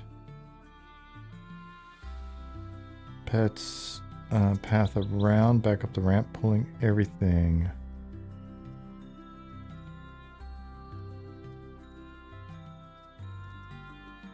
Justin said, I'm going to need a magnifying glass. These days they have lights on them. Future is here. Yeah, there's some, I mean, there's some good tools out there for that.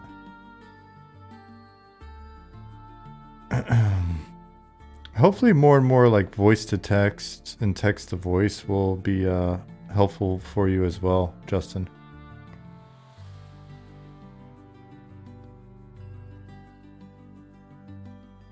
I was thinking about you earlier today, buddy. I was thinking about the fact that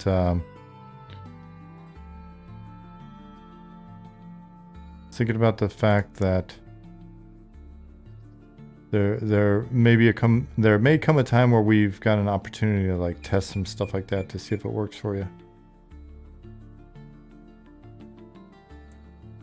Some text to voice and stuff. You'll be our guinea pig.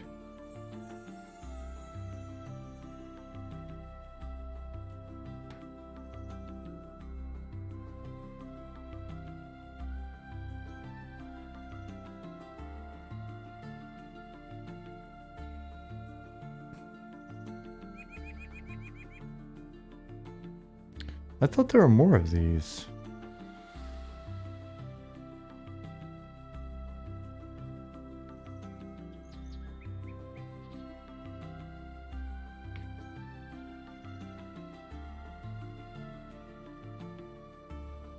Justin said, sounds great. Visually impaired people do play games. It's true, but first and foremost, we're worried about you.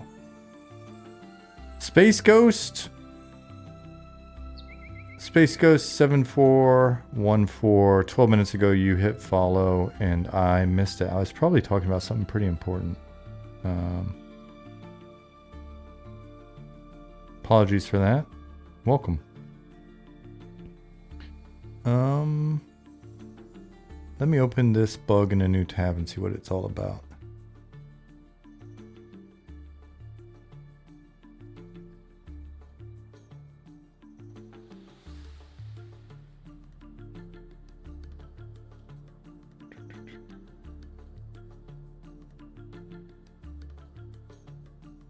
Oh man, there's a lot of reading on this one.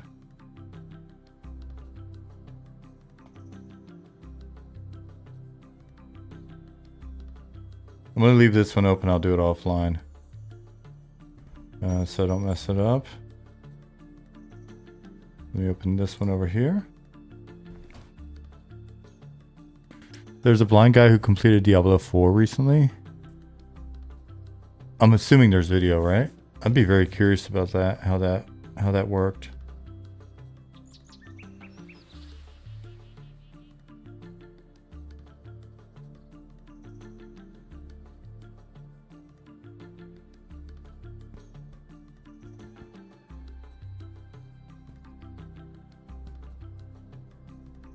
Well, yeah, just not for him. Damn, Justin Beard. Fair enough.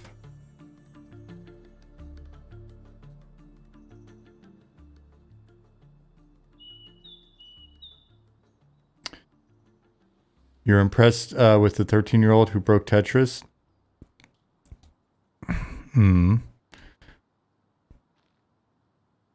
Yeah, he was pretty excited when he did it.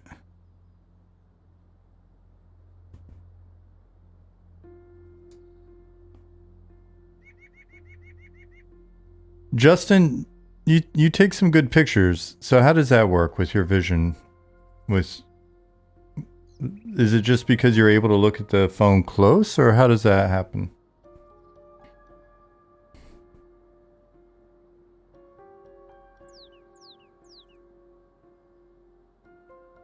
Okay. First is going to, he self-assigned this 3 days ago, so he's going to look into this one. It's just luck. I can't actually see much of what I'm taking. It's luck. Well, I tell you, You're getting pretty lucky, buddy.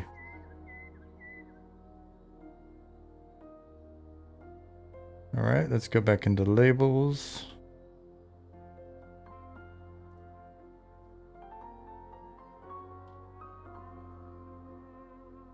Justin Beard, Elron said, how much vision do you have?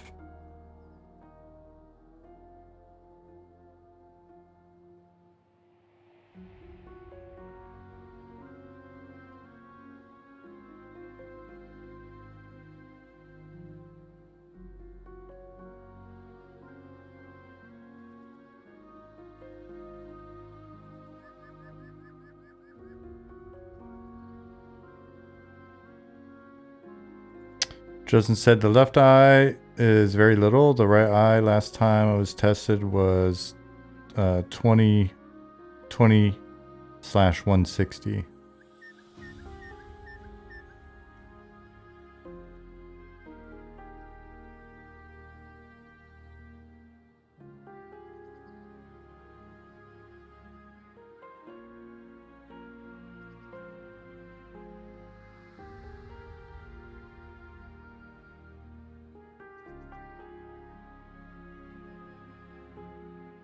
Justin said, so I could see at 20 feet what someone with good vision could see at 160 feet.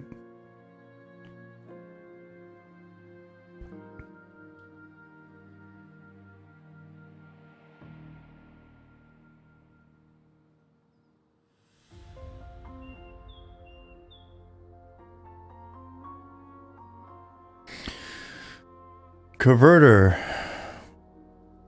So Converter says, and this is one I wasn't. I'm glad you brought it up. Well, I'm not glad you brought it up, but I feel like it's more appropriate that you brought it up. I wasn't going to bring it up in talking to the team about it. I wasn't going to bring it up today because I wanted to make sure that I could approach the topic in a kind enough manner, but Converter says, hey Sean, just want to thank you for responding to my friends recently regarding Innocent, real name Clint, our friend who passed away the other night, who was all about this game and its community. It's been devastating and we really want to honor him. Yeah, it was a tough one to hear about. And I really I'm really sorry for you guys' loss, for all of his friends and his family, because it's it's a tough one. And when when you guys reached out, I got the DMs, checked it out, and as soon as I saw the name, I was like, that name is really familiar. And so as soon as the first person mentioned name, I was like, oh man, that name's super familiar. And then the second person mentioned, like, yeah, he had a bunch of posts and stuff. And I was like, oh yeah, that makes sense. I checked and was like, yep. So he was super active in the community and, talked to a lot of folks on the team and, just really great conversation, great community member and everything. So we're gonna for sure do something for him. And so over time, we may do something where it's more of, a graveyard or things like that, Liz. But for now, we got some information about him and his characters and interests and things like that. So I would not be surprised if you see a new NPC in the game in the not too distant future. There's just a couple of things that we want to clarify with the folks that reached out to us. Just make sure it's cool. And then we'll have a little homage to him in the game, and so he'll be here for as long as there's a game.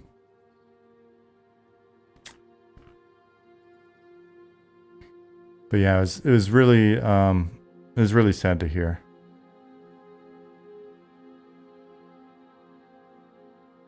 Cool. Yeah, I replied to Jeff, and I'll definitely I'll definitely see what's going on there. I had some ideas earlier. The team had some ideas, and we'll talk to Jeff, and we'll see what we can do on that front and honor him, because he was definitely a great part of the community. So.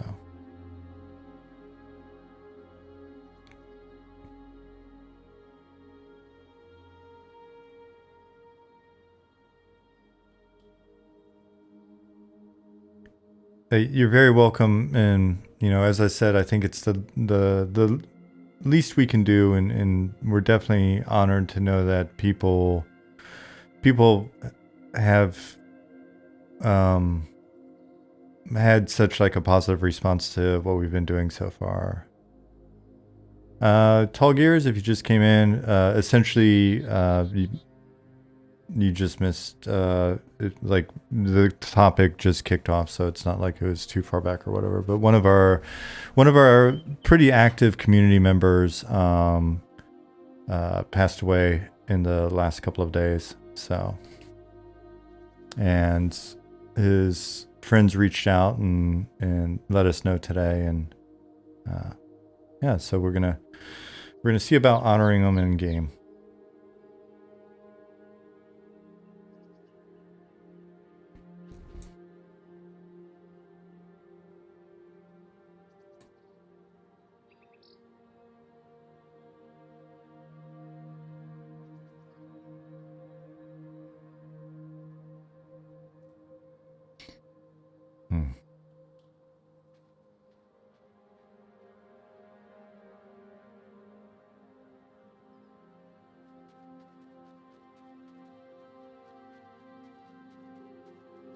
Tall Gears? Oh, no worries, no worries.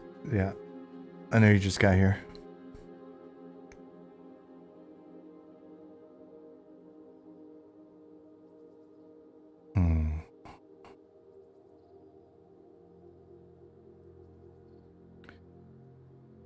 I thought for sure there were more bugs that were fixed and not regressed when I looked earlier today. Maybe I just read it wrong. Maybe I had the wrong filter earlier today.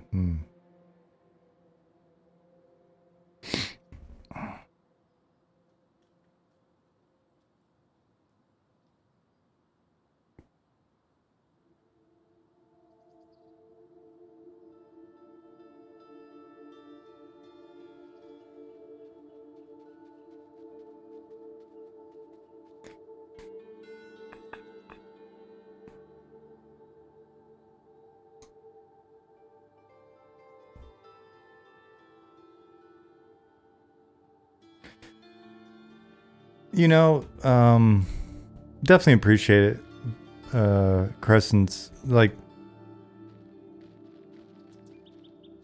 it's one of those things where, we absolutely always, it's always nice to get compliments or hear from you guys that you're excited about the game and stuff like that. But it's just kind of interesting because like we're making the game and we're hanging out with you guys, and just kind of what feels like a really normal manner. Don't know how else we would be working on the game, or and so it's kind of, as people are like, oh, you guys are great or stuff like that, like we appreciate it, but no bullshit, we feel the same way about you. We're excited that you're here. We're always excited that people are excited about the game. It's like, oh shit, wow, that's crazy. That's pretty neat. And so I was talking to somebody yesterday. Oh, what's going on there? I was talking to somebody yesterday evening, because every once in a while somebody will inquire via LinkedIn or via the community here or something, and ask for some advice on getting into the industry or switching jobs or switching companies. And so it's like,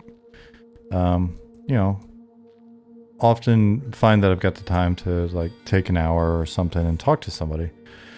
And again, because it just seems like, it's a normal thing you do.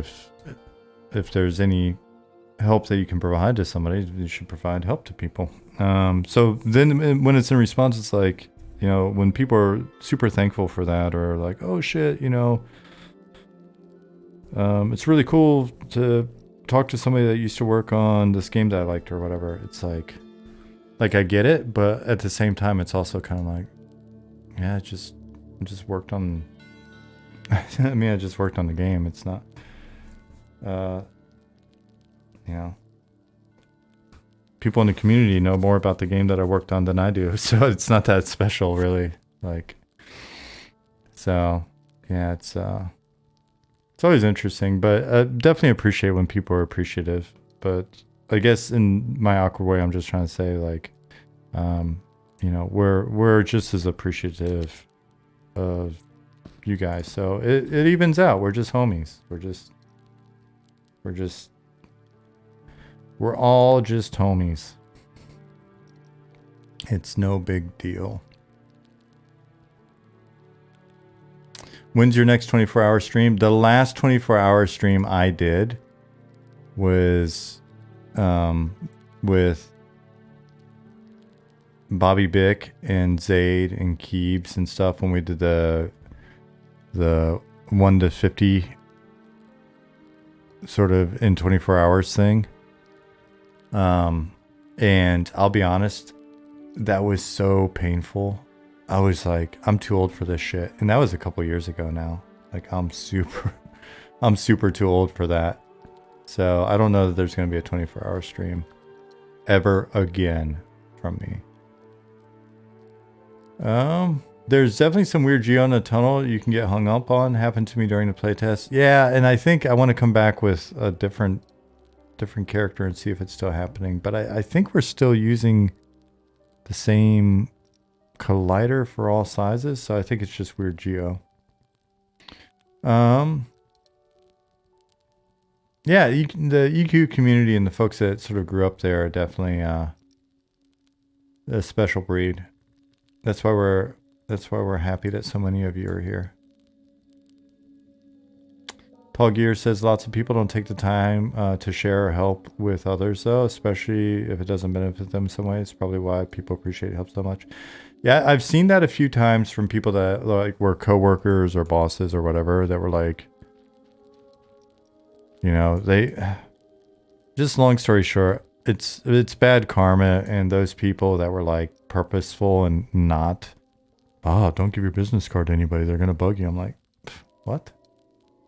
They just weren't good karma people. I hope they grew out of it. I hope maybe somebody did something nice for them, and then they were like, oh man, maybe I should be cool. And then they changed their ways.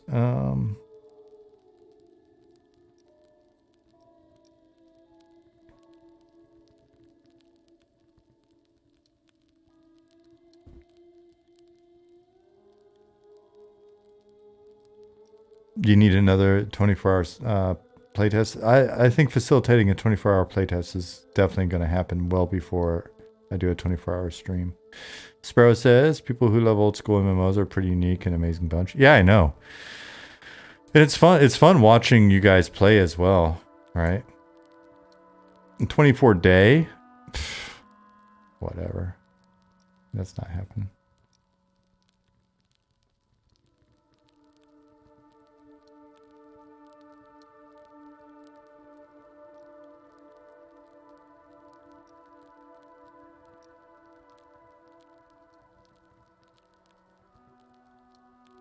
Zukin said, thanks, homie.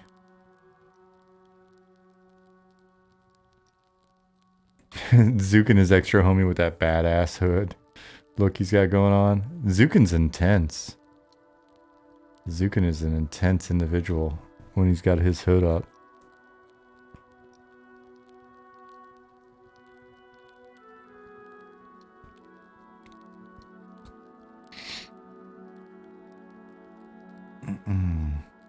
All right.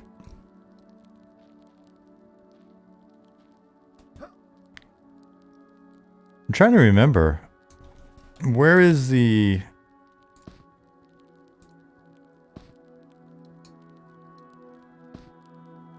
Why is...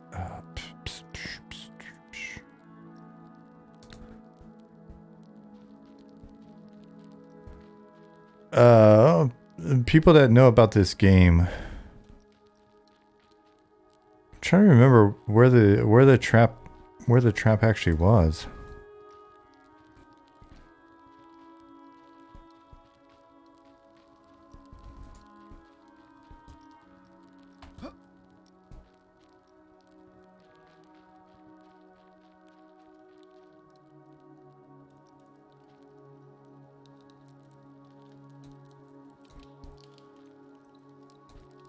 Justin's trying some new caffeine technology, caffeine powder and Moxie. Never do caffeine powder, by the way. You better be careful. Don't get too crazy over there, Justin Beard. Apparently caffeine powder is super concentrated. Yes, that makes sense. Are those new props? No, these props have been in here. These props have been here for quite a while. Nick, are you still out there? Are you feeling better?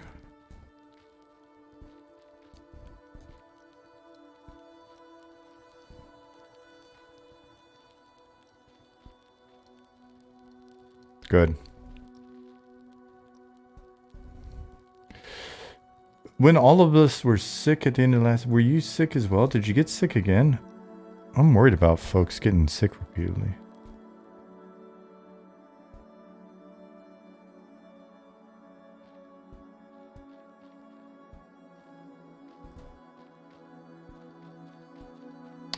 Gribble says, got an off-topic question. Do you know where the frog locks of Kunark came from? I've been looking around and the best I could find was a retcon in EQ2. I don't. And I helped write the random frog lock stuff for Legacy of Akesha. But weren't they... I forget what wackiness we did there. Like, was that they were normal frog locks and they were blessed by Nathaniel Marr? For some reason I thought that was the story. And that's why they were all jacked up and muscled and looked like WB frogs. Hello my darling, hello my baby. We're gonna invade the swamp.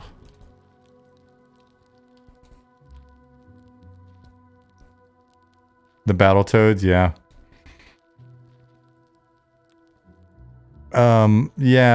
So true story. I really didn't like those frogs. I was happy that we got the frogs in. I was happy that we got the expansion done so fast. I love the original frog locks. I love them. Love the original frog locks. Didn't like the player character models.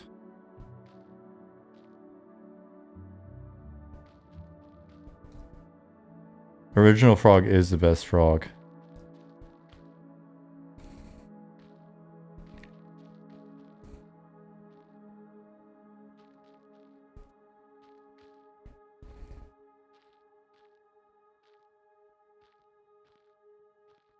Let me go back up because I asked a question and then I didn't actually. I skipped.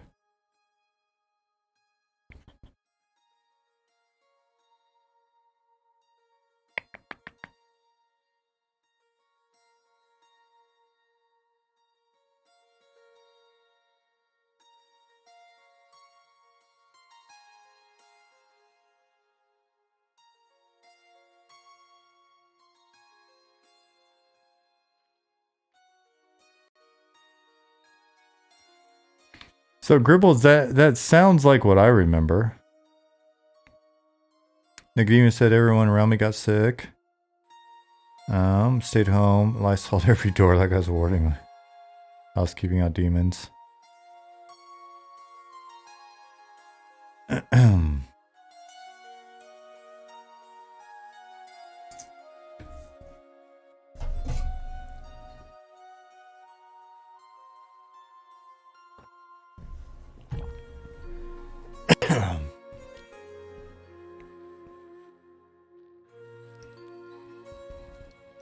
Go in the same place.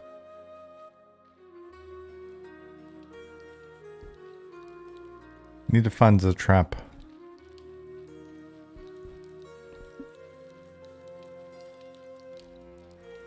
You guys know this dungeon better than I do at this point. Where's the trap?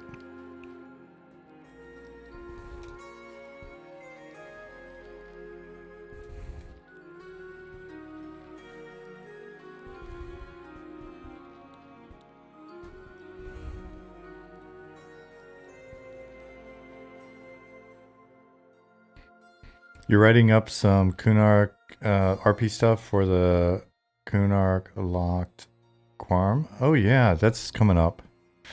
Time flies.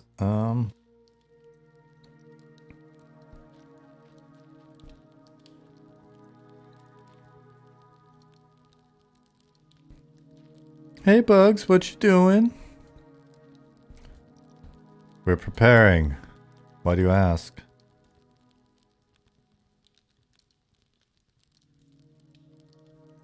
Tozakar says, ask not where the trap is, it finds you when it is ready.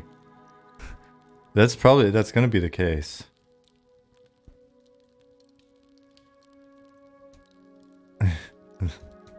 War is coming, gnome. War.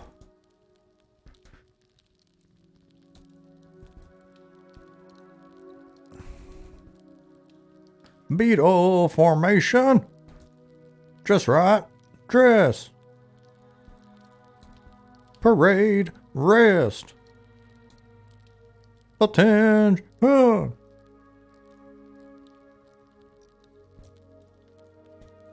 At ease, Bugs. They probably even said that when I was in basic, I forget. It's left when you come down from the blue room and the lieutenant name is in front of you. Okay, I'll have to go back up, Talit. I know you know where it is for sure. I'll ask again.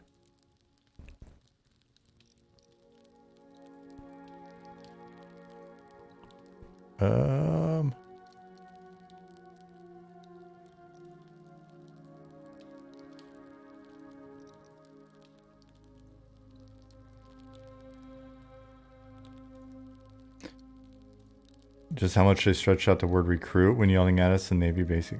Recruit? Navy Basic.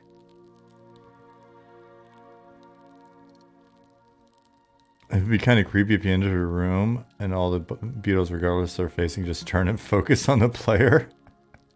And then look at each other. And you can tell they're talking about you. Wormsbane.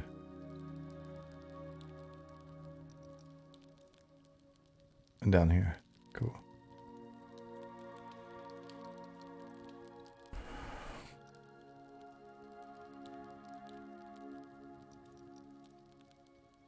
About face.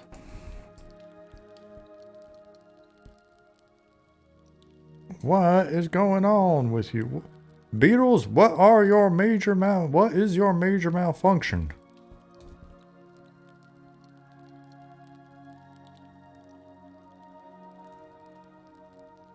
Beetles use shit talk, lowers their self-esteem by 5.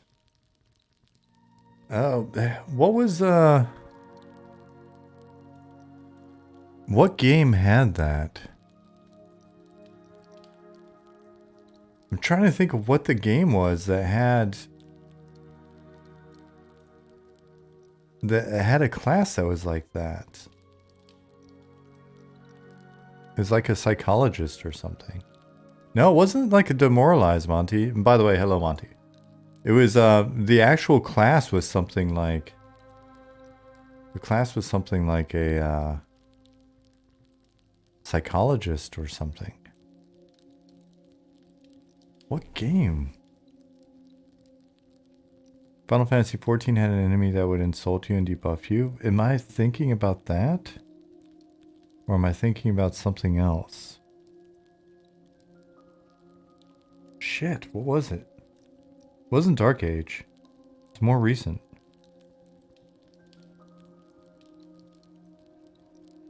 Wasn't BG3.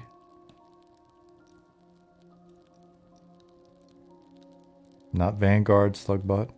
Man, what was it?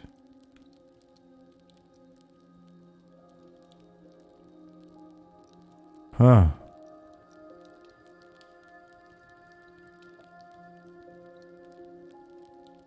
Couldn't have been an MMO.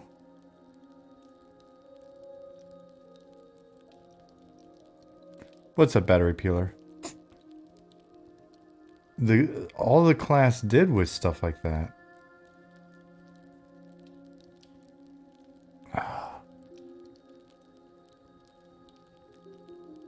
Yeah, it was a debuffing class, but it was all rooted in like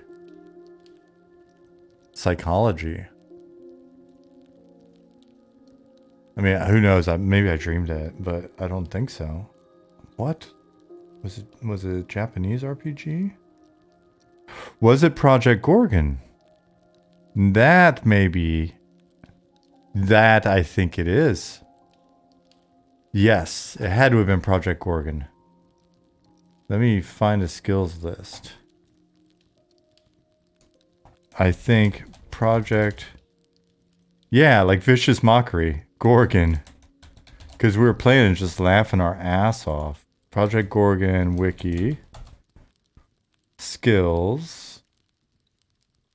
They've got so much funny stuff going on in there.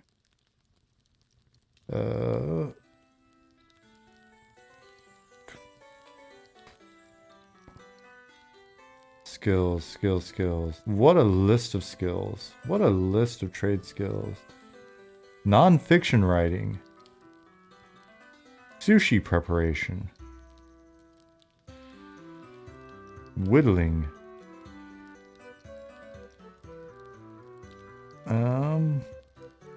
Combat skills. Psychology. Yep. Okay, it was Project Gorgon for sure.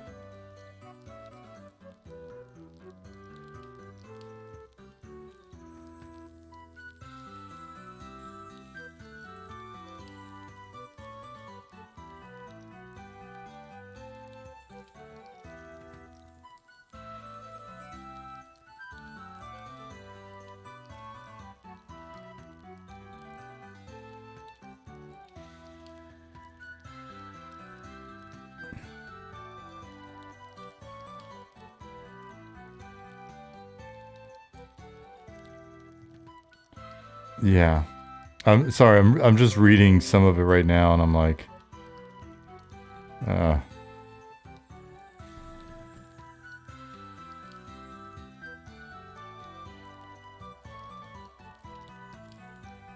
okay.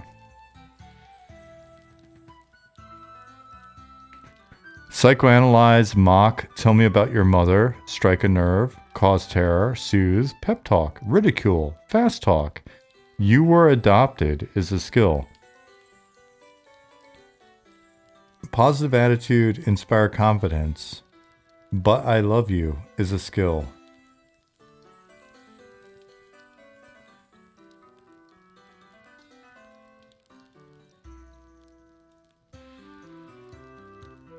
Well, there you go.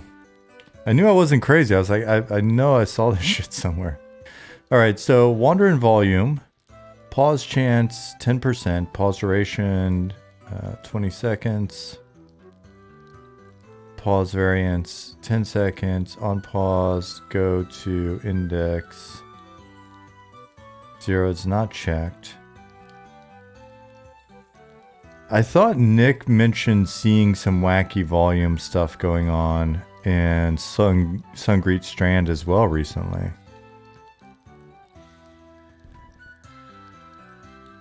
But this looks set up properly. Let me check this zone command and the... Wonder if there's a counterspell, reverse psychology. Like if you blast me with... You hit me with tell me about your mother and I actually tell you about yours.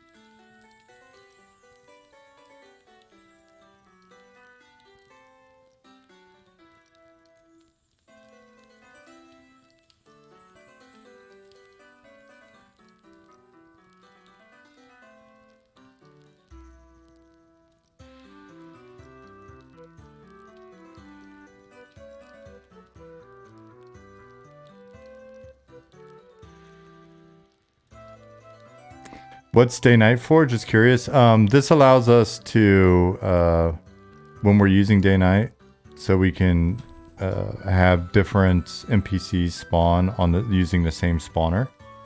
depending on time of day.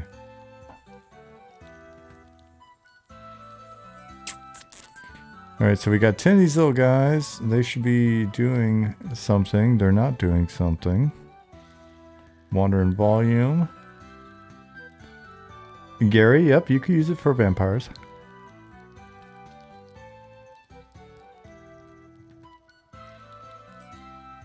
Alright, so 174. Let me look in the database and see if there's anything weird going on with...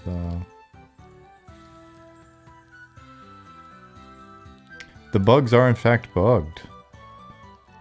But like I said, Nick has mentioned seeing this in at least one other zone as well. We've had some weird stuff happening with our Wander in Volume mobs. Like every once in a while they'll just be broken, and I'm curious what changes have been going on. You know what? Let me look. Is anything passing in here?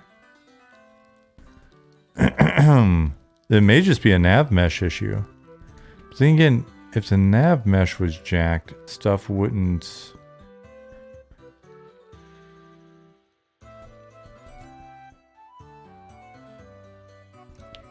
Is anything moving? Everything's standing still, huh? We would have seen a patrol by now. These guys aren't moving either.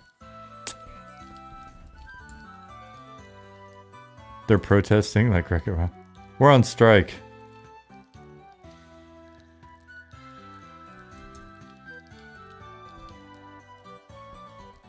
Okay, so it's just a nav mesh thing. It's got to be. Where's my camera? Where am I? There I am.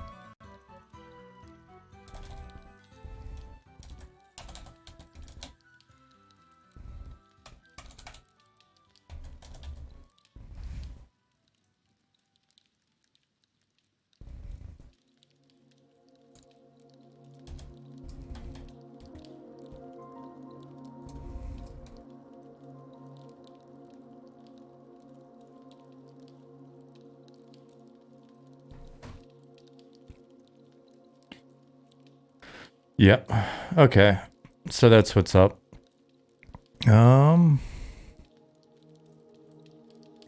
And do we have...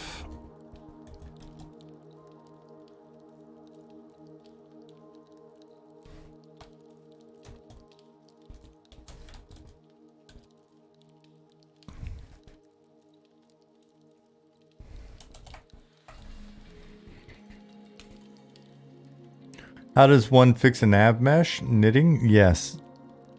After the dwarves do all of their barrel rolls, you've got to knit the nav mesh together.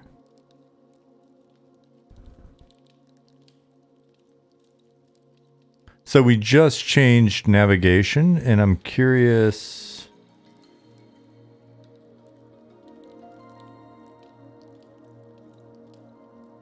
I'll mention it to Ali.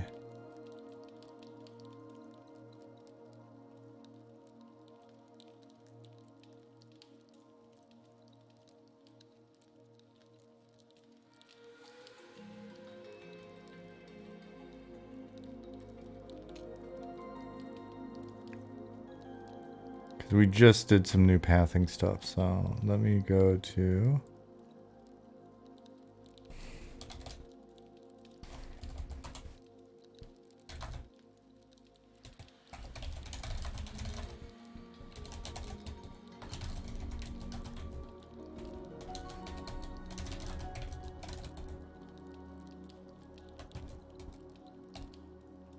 and let me check something really fast.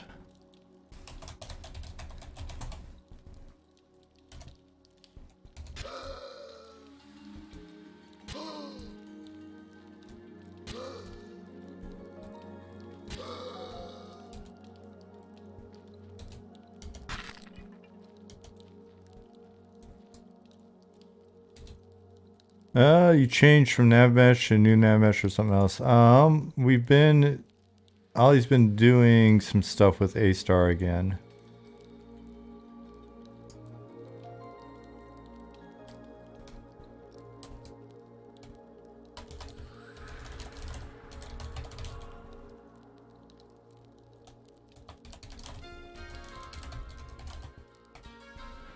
Oh wait, my aggro is probably turned off. Yeah, let me double. There we go. Okay. Okay.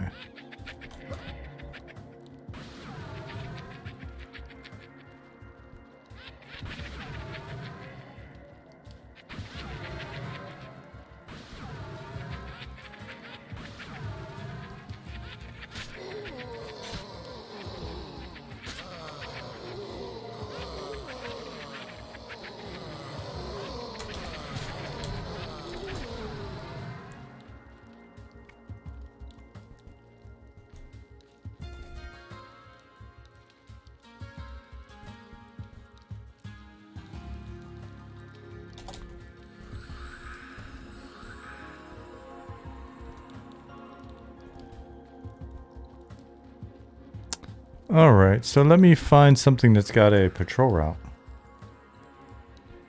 Random thought, a giant pit zone that only sees daylight at high noon, dark the rest of the day.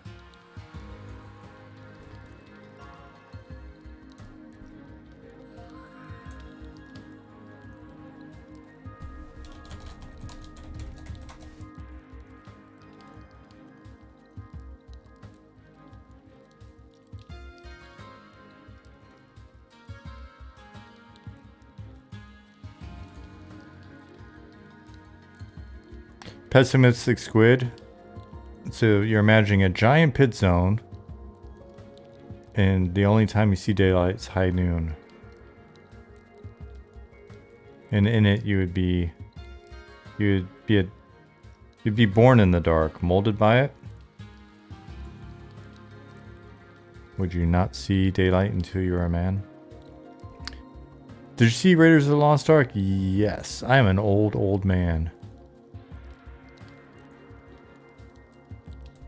Hell, I probably saw it in the movie theater when it first came out.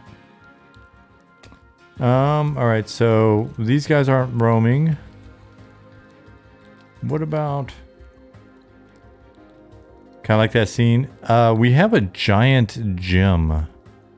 A big jewel that... we have a big jewel in our...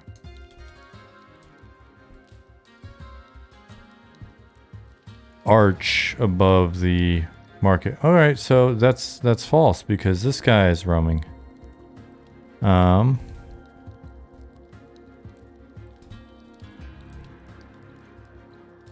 They call them talkies back in my day. Yeah.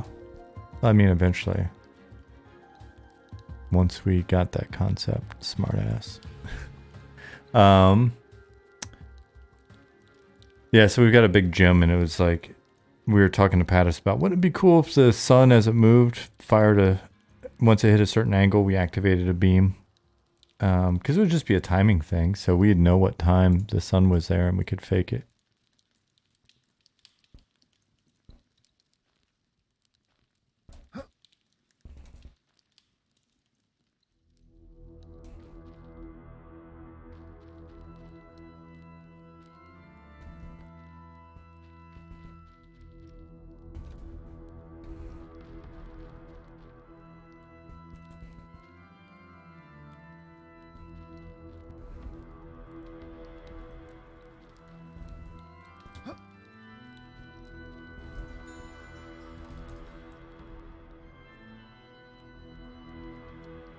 There's some weird stuff going on.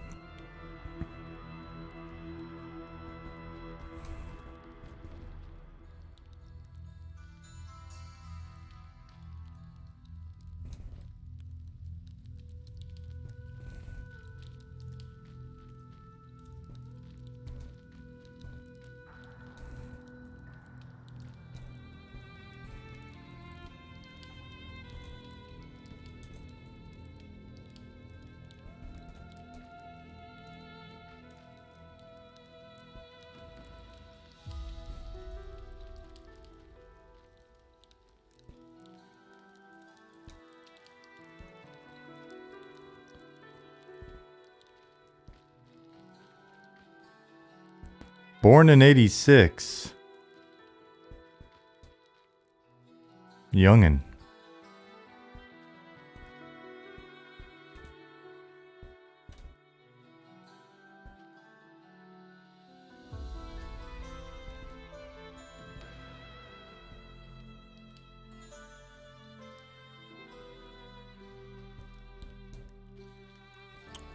Was the yellow names mean on the mobs conned or named?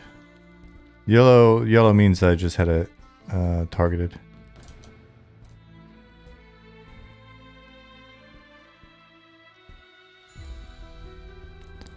I thought I saw a roamer.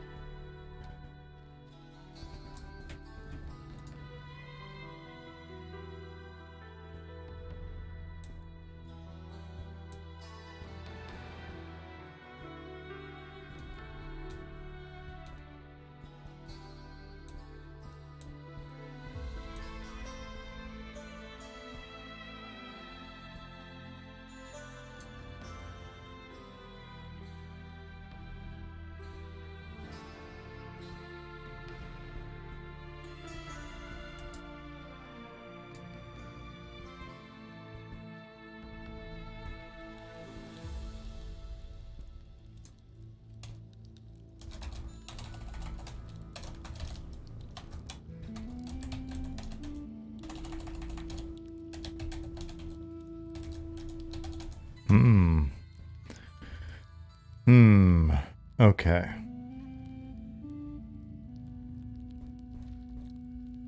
Try this again and see if I can work my way down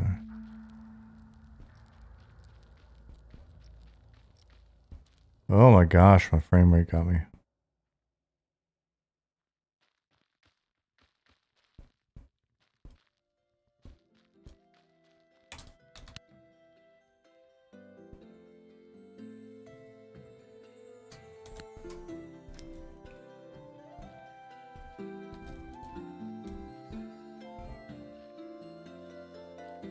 Yeah, I thought there was a roamer just right here.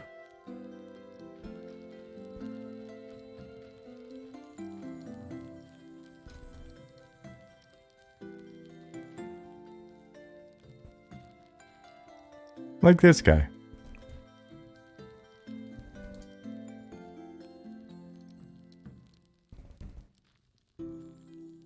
He's pathing. He was just paused for a second. Okay, so I'm not sure what the deal is.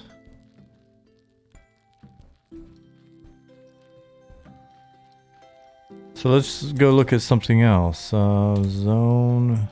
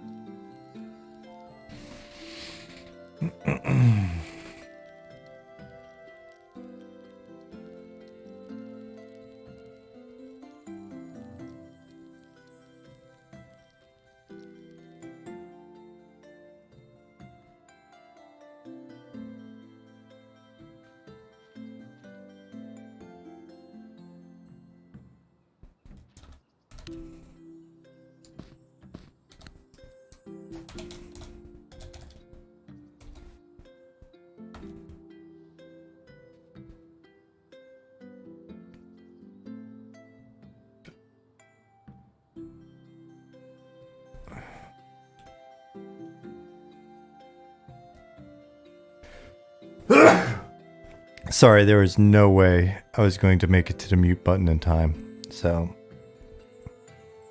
you guys just had to take one for the team on that.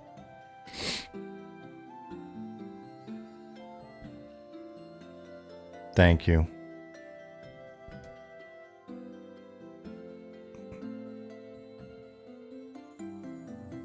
Alright, so here's another one.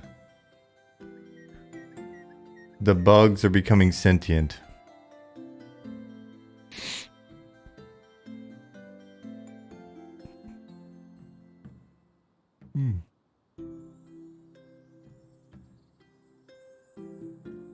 Let them rest. Poor bugs.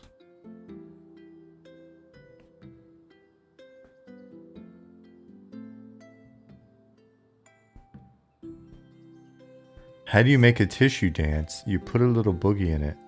Oh man. That sounds like a joke from somebody from my generation.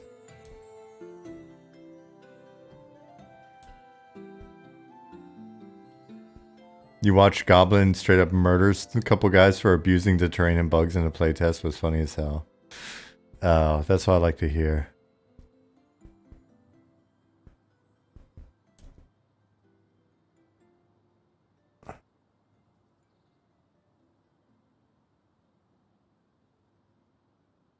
You warned them first? Oh, man.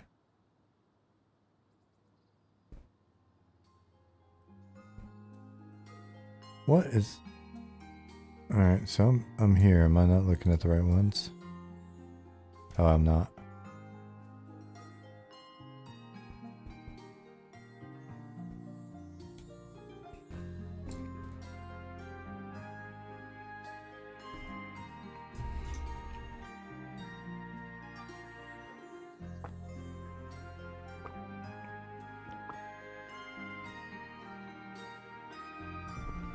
Oh, I can't wait. I can't wait for the game to be live and somebody like Goblin to do something like that to somebody for the same reason and them to get pissed off and be like, I want to speak to your manager. That's going to be a fun day.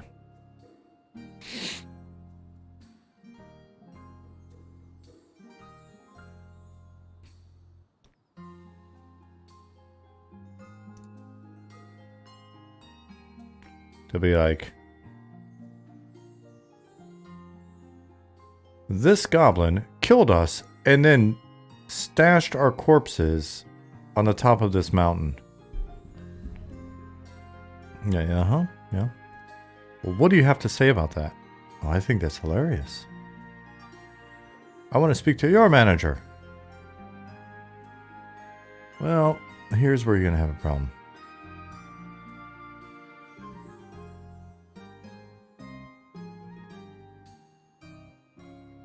Well, what do you mean? I'm a customer. Okay.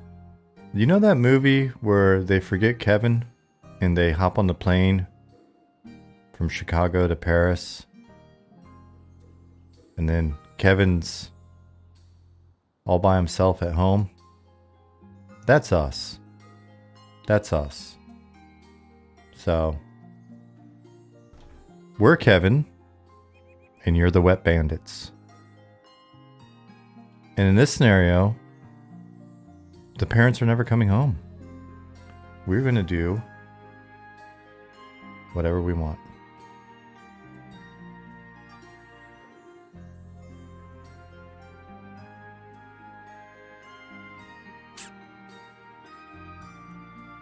Boric says, after I win the Mega Millions and donate, can I be your manager? Absolutely not. We're not going to take your money if you're going to be our manager. That's the whole point. We don't want a manager.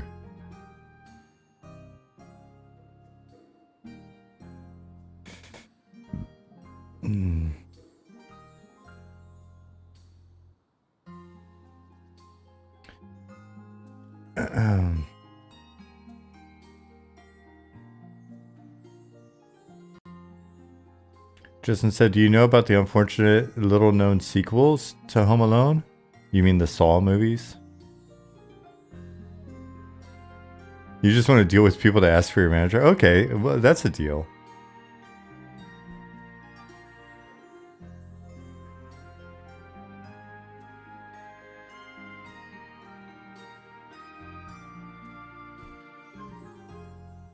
Saw, what? You're saying Saw is not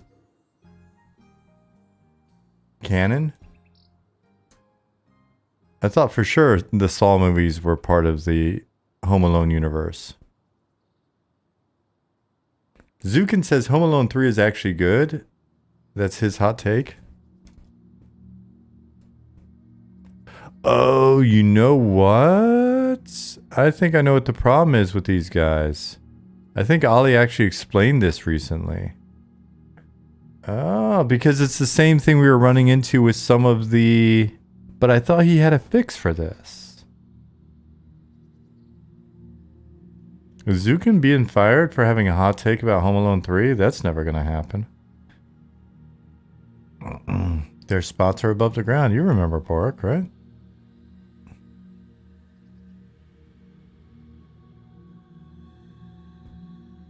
But I thought he fixed that. I thought he checked in to fix like that day.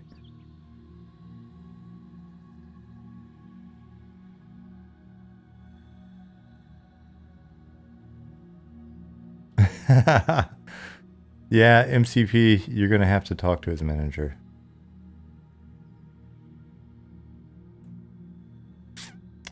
Alright, so height, let's go with a solid 20. Let's put this her. Right, her.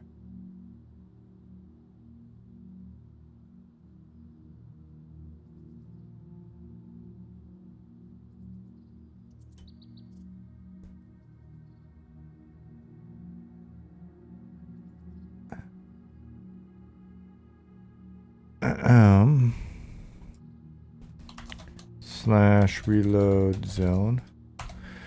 Nick said, I think I saw Home Alone 3, but literally forgot that movie existed. I only remember 1 and 2. Let me look it up as well. Home Alone 3. Oh, I remember this.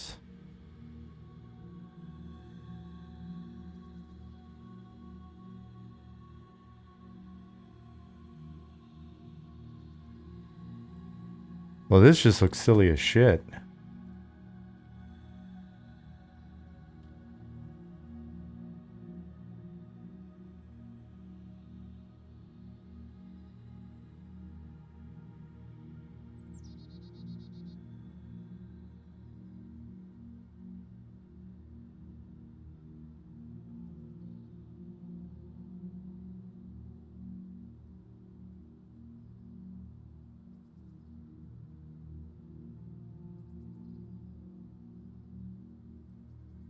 Alright, so I think we fixed the problem. There we go. We fixed it. We fixed it, guys. Die Hard 3? Is that the one with Samuel Jackson?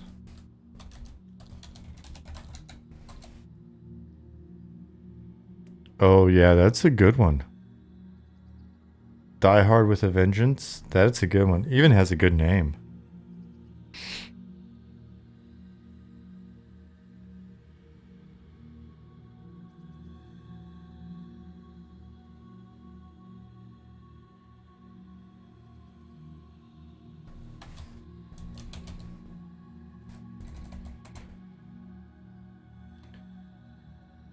Yeah, that was the one with the racist sign. I remember that.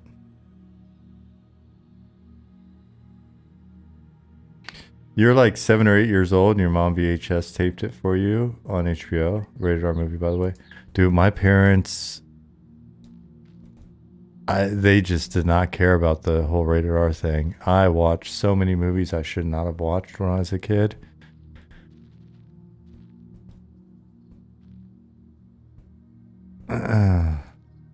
R just means no children without accompaniment.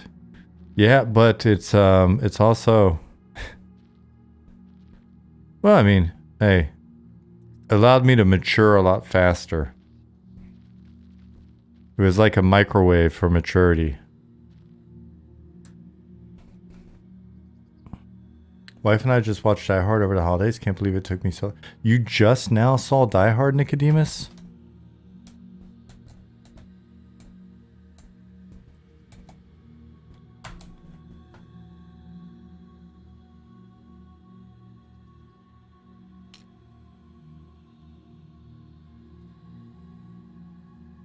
That's wild, man. I'm worried about the movies that aren't streamed anymore or whatever. That are just going to disappear. Save all the VHS movies from the 80s, 70s, and 80s you can. It's funny, there are times where I wanna sit down and like just watch a MASH marathon or a Hill Street Blues marathon and pretend like I'm a little kid again. Because my parents would always be watching that stuff.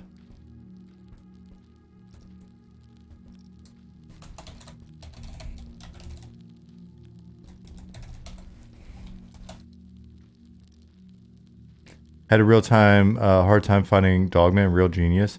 Yeah, Real Genius is awesome too. What about Real Science? Real Science. Such great premises for movies back then. I don't think that would fly these days. Give it a few years though, and the pendulum's gonna swing the other way, and we can see movies like Real Science again.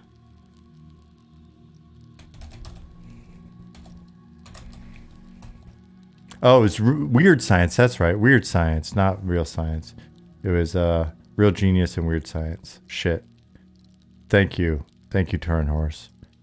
Weird Science. Do, do, do, do, do, do, do.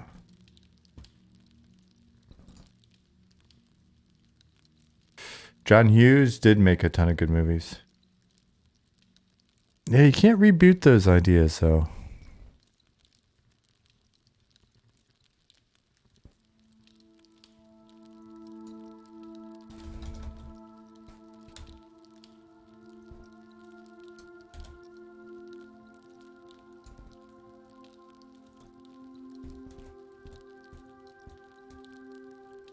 No idea, John.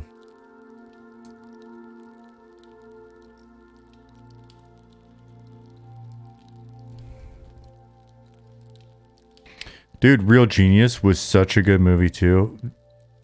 Did all of you want to be Val Kilmer when you were kids? How many people wanted to be Val Kilmer from Real Genius when you were kids?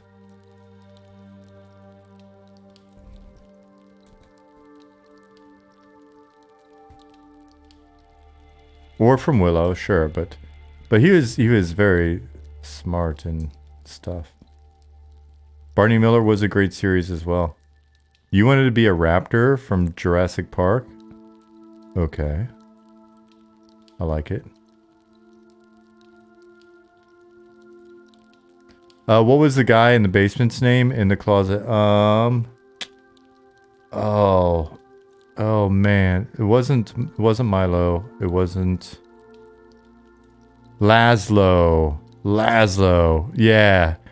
Okay, how many people wanted to be Laszlo? Now that you mention it, I think I wanted to be Laszlo more than I wanted to be Val Kilmer.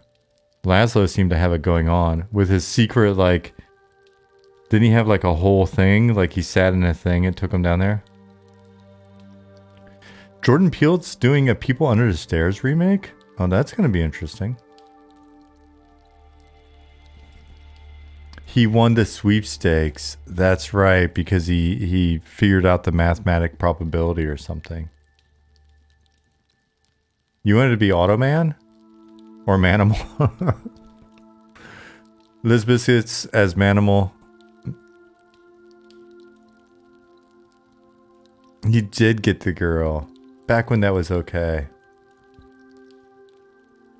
Alright, so let's load the data set here.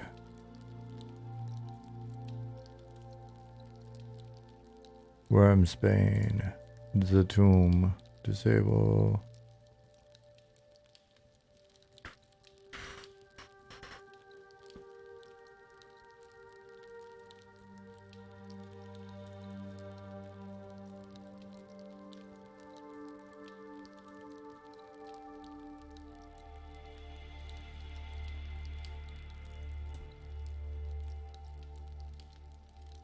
There's a death groove metal band called Primitive Man from Colorado. I thought there was a... And this is going to fix it right here.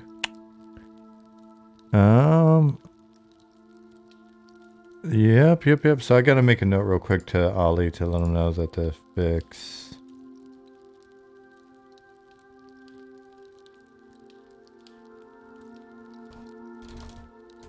Fix for...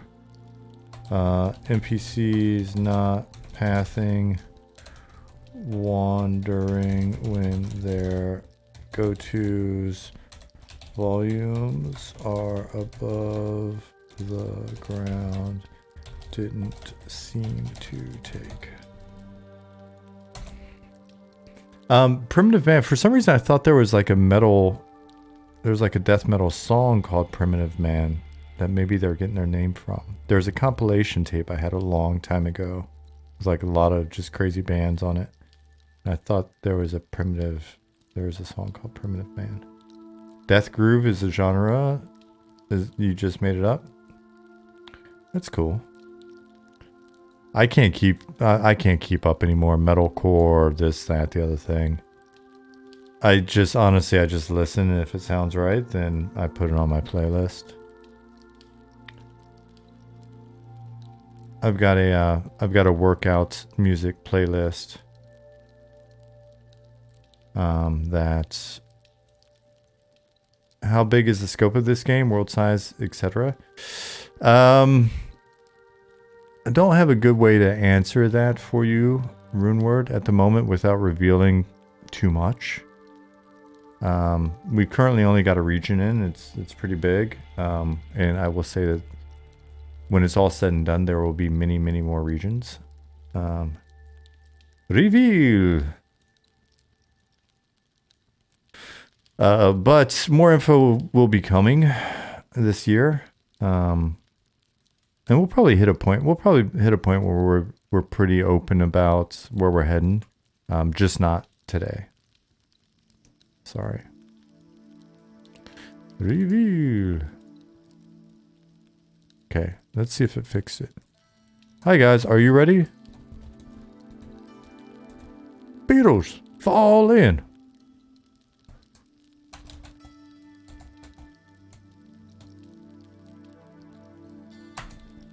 Ready? Yeah, attention on deck. Dress right, dress.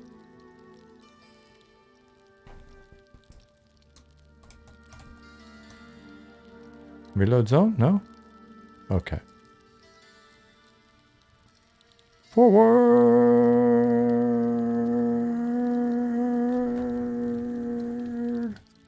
March.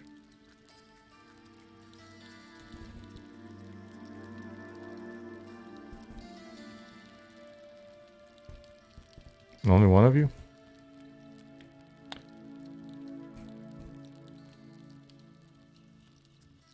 Well, that guy's going. What about the rest of you? There we go. They've just got long pause durations. Cool. Alright, so they're fixed. Not a Squidmancer?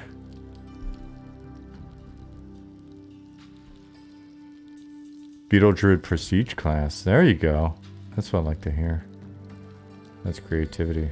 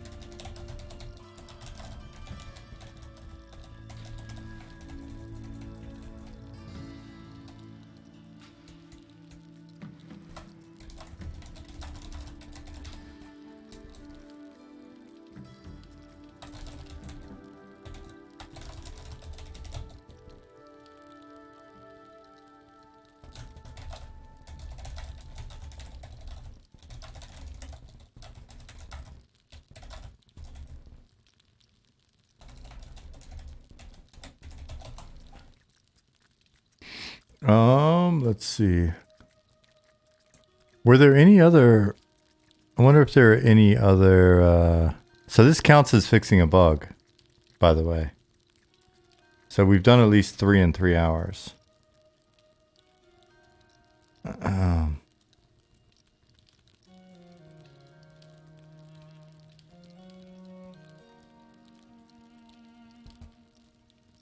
Actually 4, because the one in Sungreet Strand wasn't working either.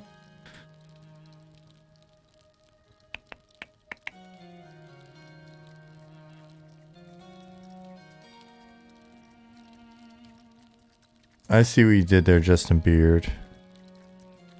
I see your puns.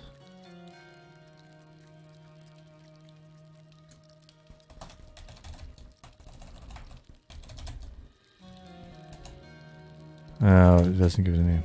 Oh.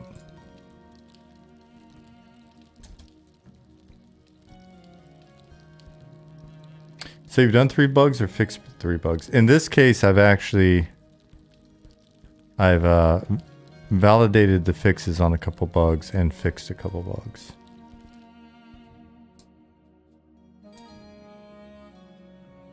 And then had the server go down, I guess.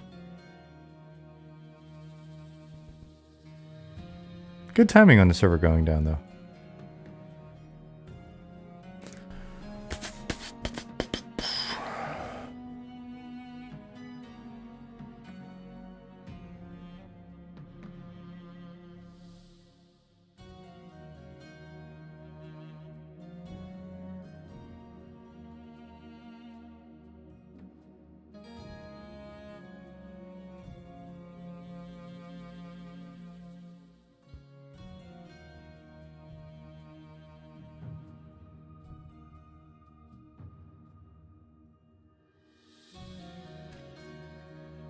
Cool. All right.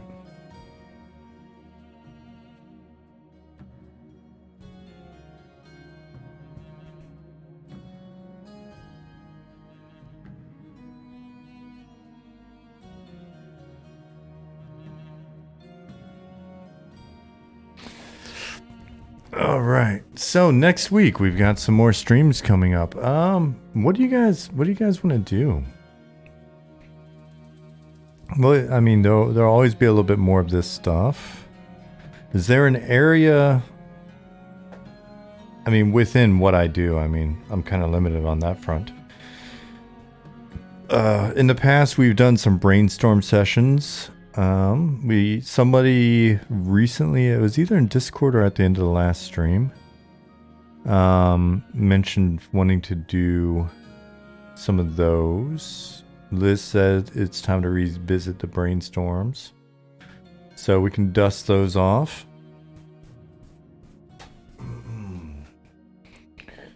And we had a whole list of topics as well that I know that we didn't cover. So those of you that haven't been around here for that before, we get together and we'll have a topic and you guys are just slamming out ideas in chat. Usually a couple hours can blast by pretty quickly. So in the past, we've talked about what makes for good trade skills. We've talked about what makes for a good dungeon, what makes for a good zone. What are some of the other ones? We've talked about pack animals and mounts. So it seems like probably a fair number of you weren't a party to all of those. Did we cover racials? We talked about quality of life, didn't we? I don't know that we did first. What's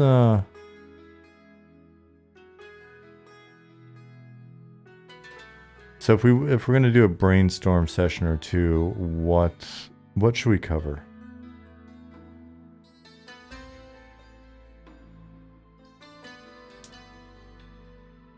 What would you like to see?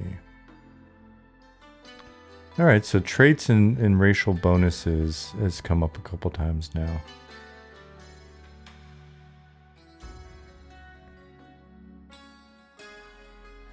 From Discord, there was talk about how to make a dungeon crawl experience an open world game. Yeah, that's an interesting topic. I was watching that because naturally I have a bit of a bias on the topic, having worked on Eldon.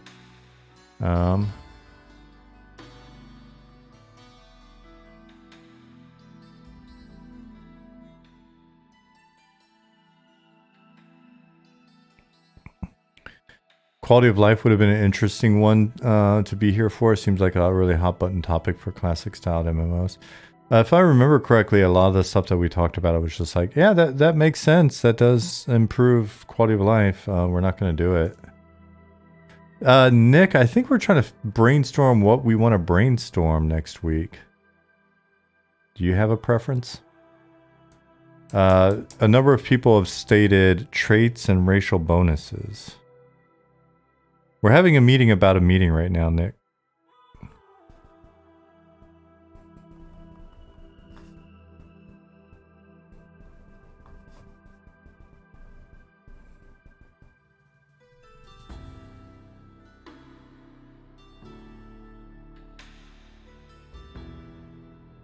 You're not at work today. Well, we didn't want you to miss the experience.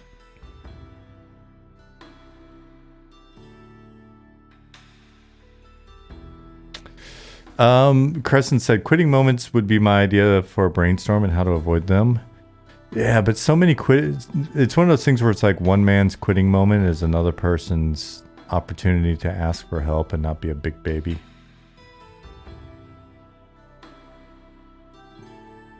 Will there be religions? There will be religions.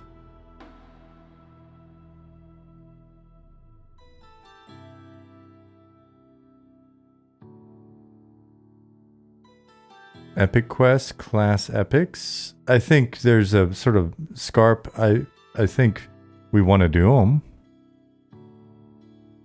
But I guess I'd be curious to see what we would get into there.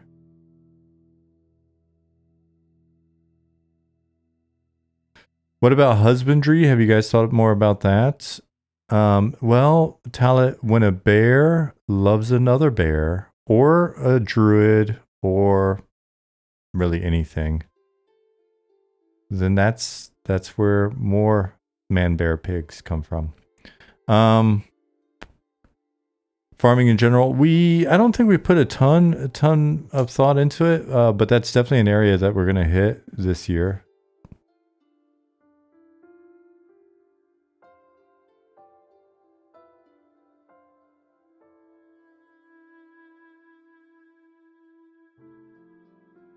Crescents, I'm kidding. Yeah, now there are definitely going to be certain quitting moments where people, like, we could improve the UX or we could alter some aspect about the game, but I do think a lot of what I've seen called out in various discussions as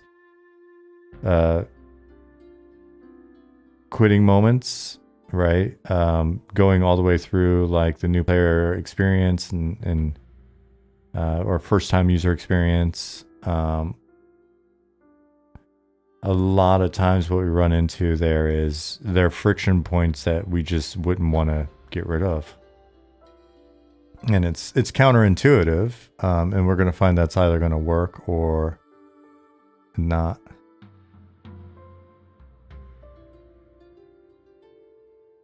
Nick, no.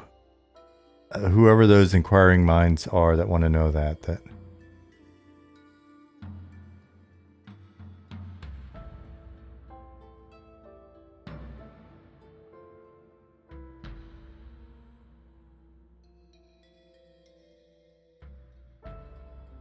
Resource farming, let's not make it a time sink. Death by Gnome said. What would it be if it's not a time sink? The game is inherently a time sink. But yeah, so Crescents, it really is one of the challenging things, right? Because there's a lot of stuff where we could absolutely go out of our way to make it more and more intuitive, or make it so that people never have to check YouTube for 10 tips on how to play this game, or 10 things to never do when starting M&M, or 10 things I wish I knew when I started playing M&M. But then those content creators wouldn't be able to make that content. And I also feel that I've got a strong belief on this. I don't know if everybody on the team does, but there is a certain amount of like,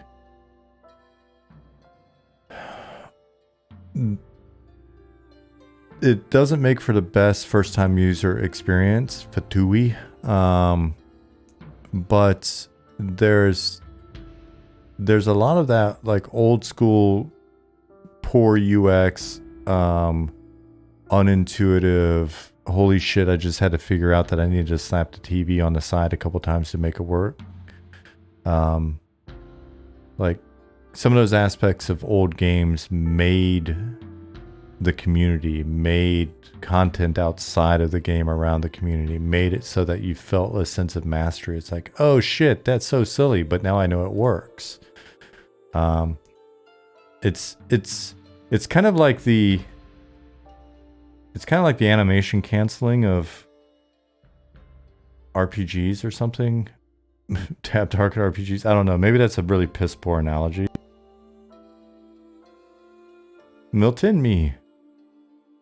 Right? Like there are these things that, you know, once you kind of figure it out, it's like, oh shit, that's how that works. Schmid Drini said, for me, quitting moments just needed me to have a change of mindset. There's EQA Nostalgia made a video about one of the playtests that I thought was really good, because the way he explained it was he ran into some stuff in our game and got so pissed off that he like just rage quit and went out and started complaining to his wife in the kitchen about like, they just happened to meet there. I don't think she was like relegated to the kitchen, but like, so he met his wife and complained about the game, and she told him to calm down, and like, I may be summarizing it wrong, but like told him to calm down, and isn't that what you're excited about? And don't you really like the game and stuff? And then he was like, he calmed down, as we do sometimes, and came back in and had a great time, but he needed to, it got his fire up a little bit. I think we killed him, or honestly, we didn't kill him. If he died in our game, it's his fault, not ours.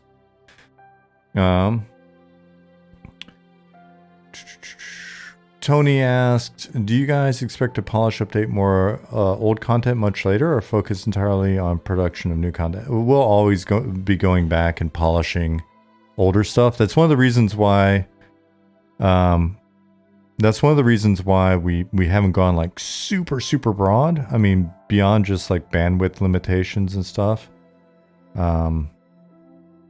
But just making a whole bunch of shit and then having to go, I would say even right now, if we had the ability to work in multiple cities in parallel, or multiple regions in parallel, we're still, if you look at our last playtest and you look at even now the stuff that we put in our update, if you've seen the most recent update, we've still got to take and apply all the new shader stuff that we're doing, that you see in like the example buildings and update. We've got to apply that to all of Night Harbor still, right? So now imagine we made a whole bunch of other shit, like a bunch of other cities, a bunch of other zones, and now we've got the new shaders set up, and that requires us to,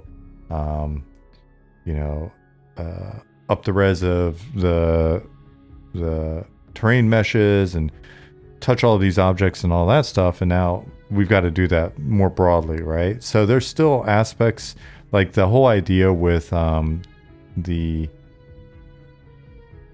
excuse me, throat's trying out. The whole idea with the proof of concept was also to have it be a vertical slice, so that we can really figure out pipelines and workflow and tech and content, what works, what doesn't work, all of that stuff, so that once we've got the best feel possible for it, then we can go broader.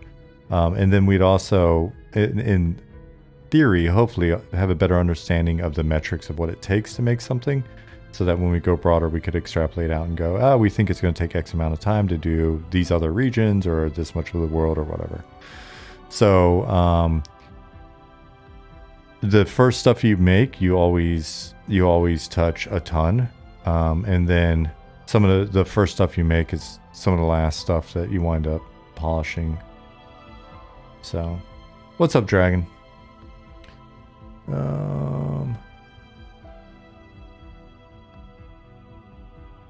So Tony, hopefully that answers your question.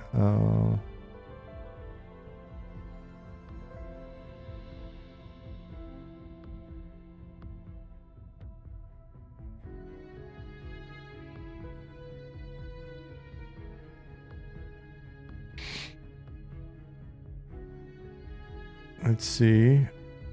Midrini said, that's exactly what happened to me, and then I enjoyed the game so much. You rage quit as well for a little bit. I do think there's I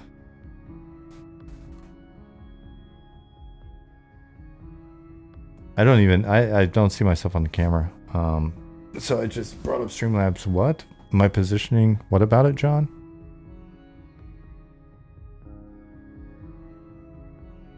I don't think there's anything.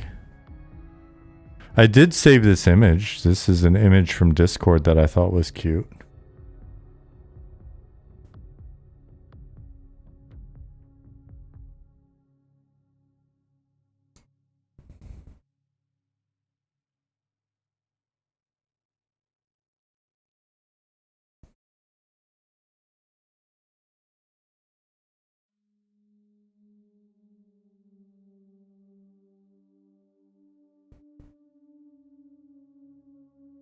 Somebody posted this on Discord and I grabbed it because it makes sense.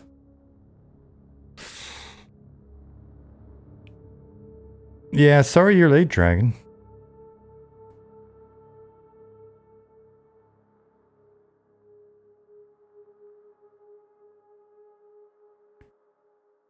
So on a number of things, like in the newbie experience, I know there's some frustrating things that go on there, but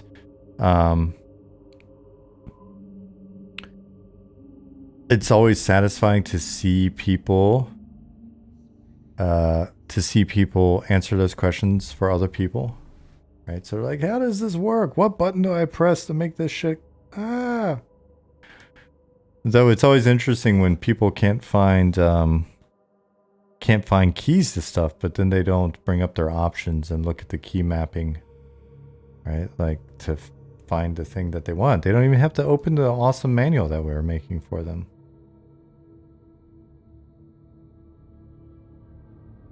I think there's only one really frustrating thing in M&M for me, and it's not going away, so I gotta live with it. Corpse runs. Yep, that's true. It's not going away. But you can make some friends that can help you get your corpse. Oh man, I've seen some awesome corpse runs so far though. I've seen some like really clutch moments with some different people that were playing on the playtests. Ones where I was like, oh man, I feel bad because they're gonna go to bed, like they're not getting their corpses.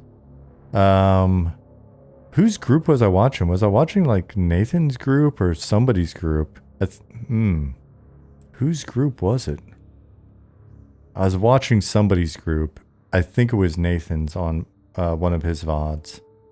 And they had somebody. Oh, they had somebody in their group who was I think a rogue or something, and just really like last minute. No, I don't think it was Nathan. I think it was Goblin. I know for a fact that Goblin was in the group because I remember now our Goblin, because I remember there was this beautiful moment where Goblin was trying to describe the routes to take through Wormsbane to find the camp, and the individual was going that way, and they're like, yep, and that person was like posting screenshots or something. It was a very like 1999 approach to getting shit done, and it's like, and Goblin was like, yes, that is exactly the right route. And right as Goblin was saying, I am so good at this, in his very Goblin way, he was like, I am like the expert at helping people navigate back to our corpses. We've got this. And then the person was like, no, it's not here. He's like, send screenshot. And he was like, oh shit, I don't know where that is. I have no idea where you're at. He went from expert level confidence of like, maybe I'm going to stop making art and just be a dungeon navigator from now on, to basically going, oh, no, shit, we're host. I am a golden god. Oops. Yeah. And I was just like, oh no, because their corpses were just, and then the individual like went quiet, and you could tell they were a player type that was kind of like a little bit more reserved, a little quiet, like low key person. And then they were like, found the corpses and just started pulling corpses to the front, just boom, boom, boom. They're like that quiet person in your guild or that quiet person in your group that's really, really badass and but very low key about the fact, and you're like, oh shit, this person's good. First, I kind of feel like you'd be one of those people. Anyway. Yeah, they at the last minute, because everybody was basically ready to log out at the last minute, whoever this person was in Goblin's group like saved their asses. And that sounds like just a random silly anecdote, right? Like that sounds like a throwaway moment. But that's really not a throwaway moment. Like monsters and memories, like that is a memory. That is one of those things that's like, oh shit. For every 5 like punch to keyboard frustration moments or whatever, to get one of those gems of a story, to get like, and that person, even if they're low key, they know they saved everybody's ass, and everybody knows that person saved their ass in that one, right? Like that's the shit. That those moments are the moments that people remember 5 years later, 10 years later. You know, a game like EQ 20 years later. It's like, remember when we met and it was at night and we were like, oh my God, we couldn't get our corpses and this shit was blah, blah, blah. And then the next week we absolutely, or the next day we grouped with you because you're badass, right? Like that's just,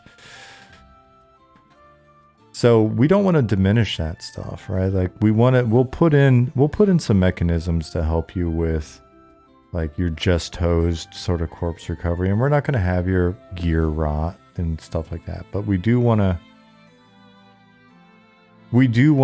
you know, ensure that we don't shave off the rough edges that then make it so that those moments aren't possible, or those moments where everybody's like nobody talks in MMOs anymore because there's Discord and all this stuff.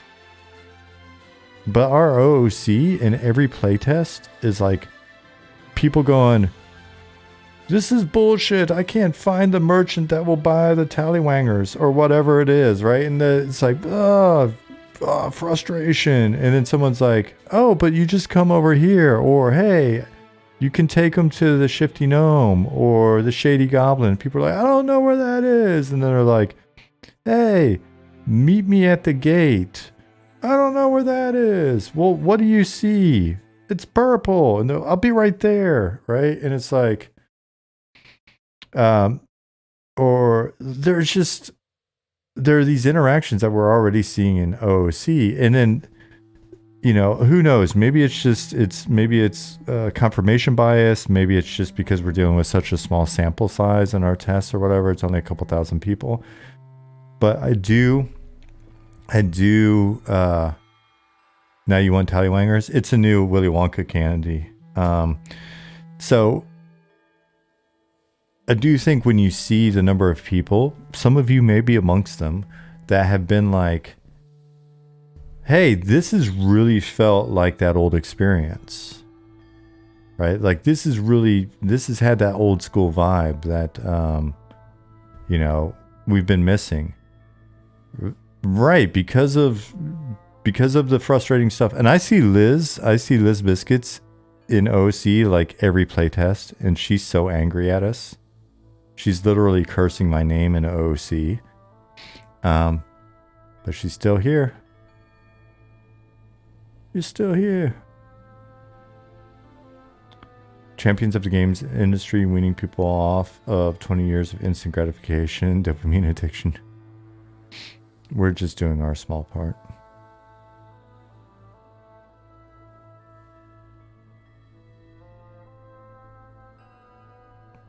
Yeah, so when stuff's not intuitive, or we do certain things where you're like, geez, it's not gonna work. It's feasible that it's not, right? There's always that opportunity. But sure hoping that the vibe continues the way that it's been. So, all right, guys, it is marketed to the kids as a Souls-like MMO. We'll market it as like Minecraft. Somebody on Reddit insulted us by saying, "What's this Roblox looking shit?" I'm like, "Oh, if only we could get like, I'd be happy with 1% of Roblox's daily active users. Just 1% of the kids that play Roblox each day. They have 90 million daily active users. I'm not really good with math, but I think 1% of 90 million is a decent start.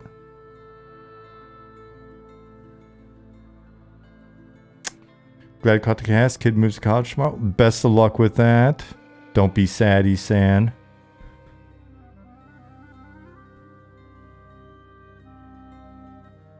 Some guy cussed you all out, claiming you just nicked all the EQ models and wasted your time. Dude, there's definitely some... Oh, man. Some of the dumbasses out there are hilarious. Oh, God love them.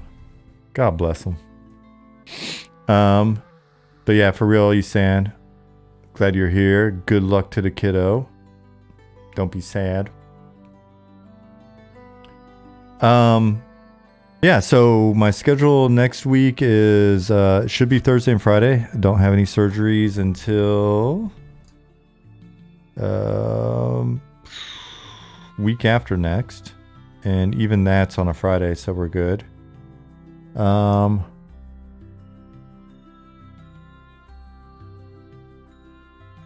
Guessing we're on the money if people think we sell EQ assets. It's not bad. Your favorite on Reddit was Subbase Dead Game. That poor guy got downvoted to oblivion.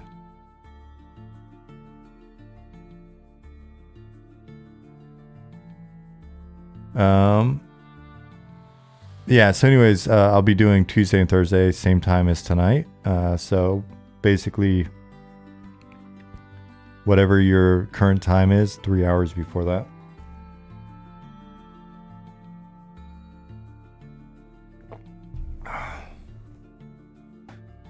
Oh, Liz, I love that you say that we claiming y'all just nicked all the EQ models. You're so British. All right, so I'm gonna wrap up for tonight, and we'll do this again Tuesday. We'll do a brainstorm. Hit us up in Discord as well, if you got ideas for brainstorm topics. We were talking about traits and racial bonuses. We can get into that, and then if we get past that, then we can hit a different one. And what was the final bug count? I think I fixed 2 that I found, confirmed 2, and found that 1 wasn't actually fixed. So I did 5 things in 3 hours, so that's a record. Excuse me. Oh, for the record, all the Alexa users, you should clearly say, Alexa, tell me about monsters and memories. She knows. What? We're famous. Sparrow, good to see you. Have a great one. All right, guys, let's say goodnight, and then I'm going to check the news and go to bed.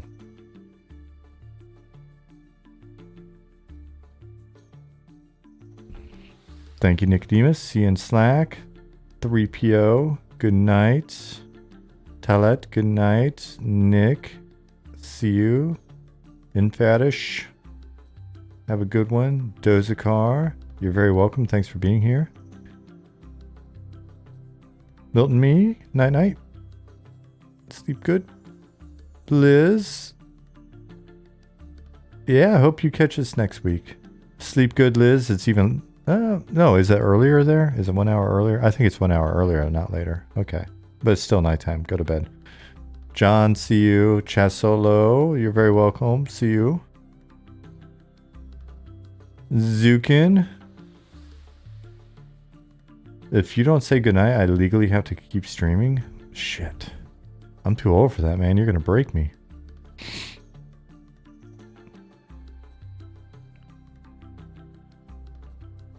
Alright. Is that it for tonight? That's all the good nights? Alright. Good night, Grandpa. Good night, John Boy. I'll see you guys on Tuesday. Have a safe weekend. And, yeah. I'm gonna push the button now. See you.